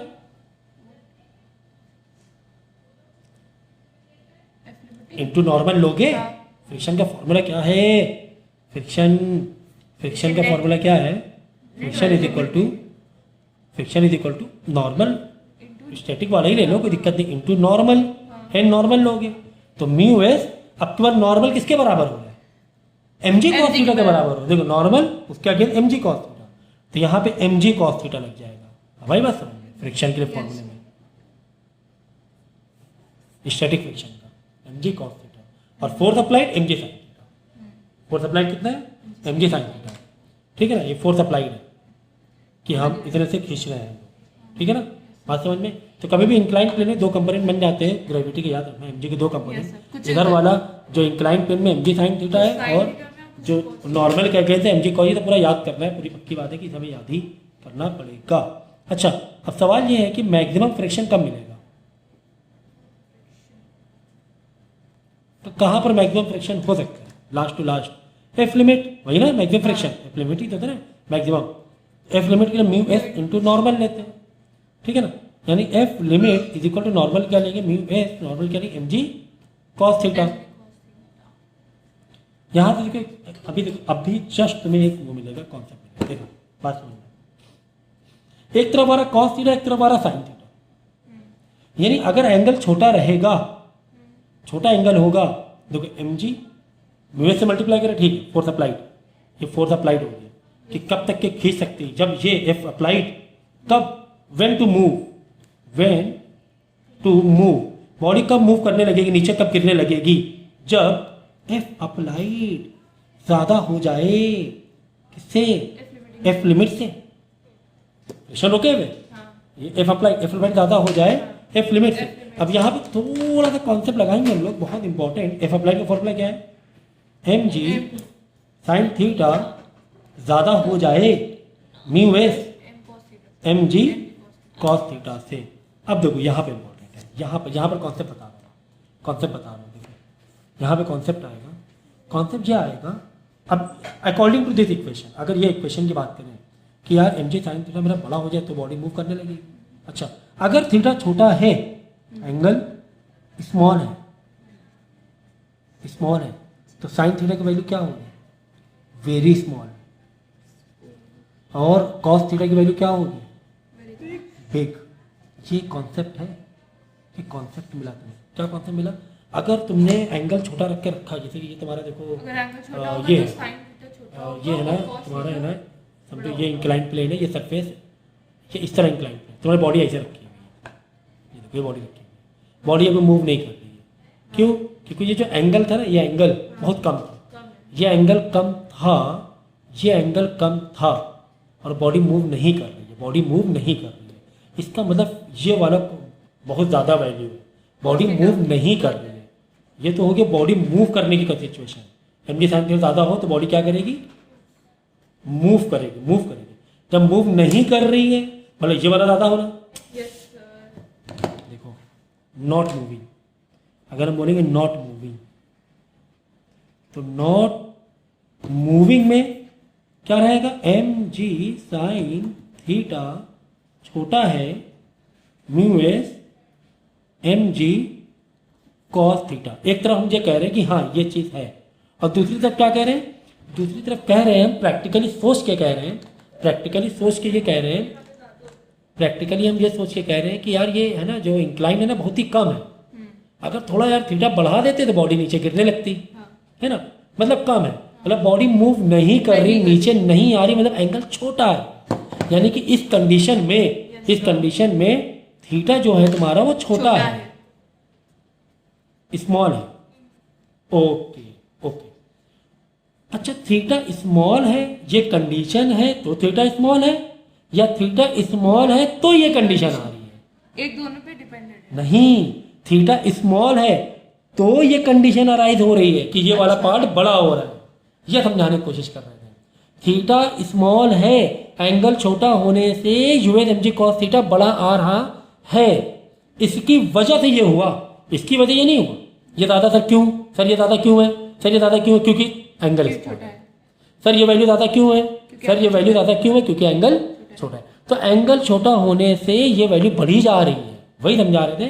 कॉस ऑफ साइन में आ जाओ, साइन थीटा देखो, समझो एग्जाम्पल के तौर पे कॉस थीटा 0 डिग्री ले लो, कॉस 0 डिग्री साइन 0 डिग्री, सोचो सर साइन 0 डिग्री की वैल्यू क्या होती है, 0 होती है, और कॉस 0 डिग्री की वैल्यू क्या होती है, 1 होती है, यानी कि एंगल छोटा कॉस 0 डिग्री, बिल्कुल प्लेन, बिल्कुल वो है हॉरिजॉन्टली है समझो। तो पक्की बात है कि ये वाला तो बहुत ही ज़्यादा हो गया, बॉडी नॉट मूव, ये ज़्यादा क्यों ज़्यादा हो जाएगा, cos 0 degree sine 0 degree, sine 0 की वैल्यू तो 0 कम, कॉस 0 की वैल्यू 1 ज़्यादा, ये ज़्यादा हो रहा है। एक और एग्जाम्पल ले लो, समझे साइन 30 डिग्री है, साइन 30 मूव नहीं कर रहा है, साइन 30 की वैल्यू क्या होती है 1/2, जो 30 डिग्री यहाँ डाला 30 डिग्री यहाँ डालोगे, तो कॉस 30 डिग्री डालोगे यहाँ पर, कॉस 30 डिग्री की वैल्यू क्या होती है √3/2 होती है, ये ज़्यादा है, यानी तुम 30 डाला ये ज़्यादा हो रही वैल्यू, यानी एंगल तुम्हारा एम जी साइन थीटा और एम जी कॉस थीटा में एंगल डिसाइड करे किसकी वैल्यू ज़्यादा, एंगल तुम्हारा इसको बड़ा करे दे रहा है, एंगल बड़ा करे दे रहा है, इसीलिए थीटा ज़्यादा नहीं, थीटा ज़्यादा लेंगे तो क्या होगा, थीटा ज़्यादा होने से साइन की वैल्यू बढ़ती है, थीटा ज़्यादा लेने साइन की वैल्यू बढ़ती है। नहीं यकीन आ रहा, एक और देख लो, देखो हमने कर दिया 60 डिग्री, हमने इंक्लाइन 60 डिग्री कर दी, साइन 60 वैल्यू कितनी होती है √3/2, और वहीं पर कॉस 60 डिग्री वैल्यू डालोगे, यहाँ पे वैल्यू डालोगे तो 1/2, लो ये कम हो गया, बढ़ गया, फिसलने लगा, ऑब्जेक्ट फिसलने लगा।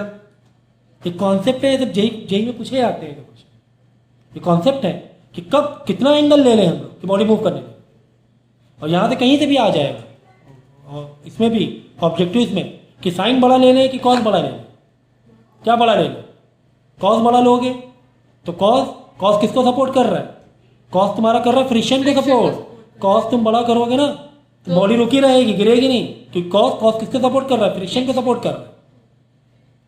तो थीटा बड़ा ले लोगे तो क्या हो जाएगा, बोलो,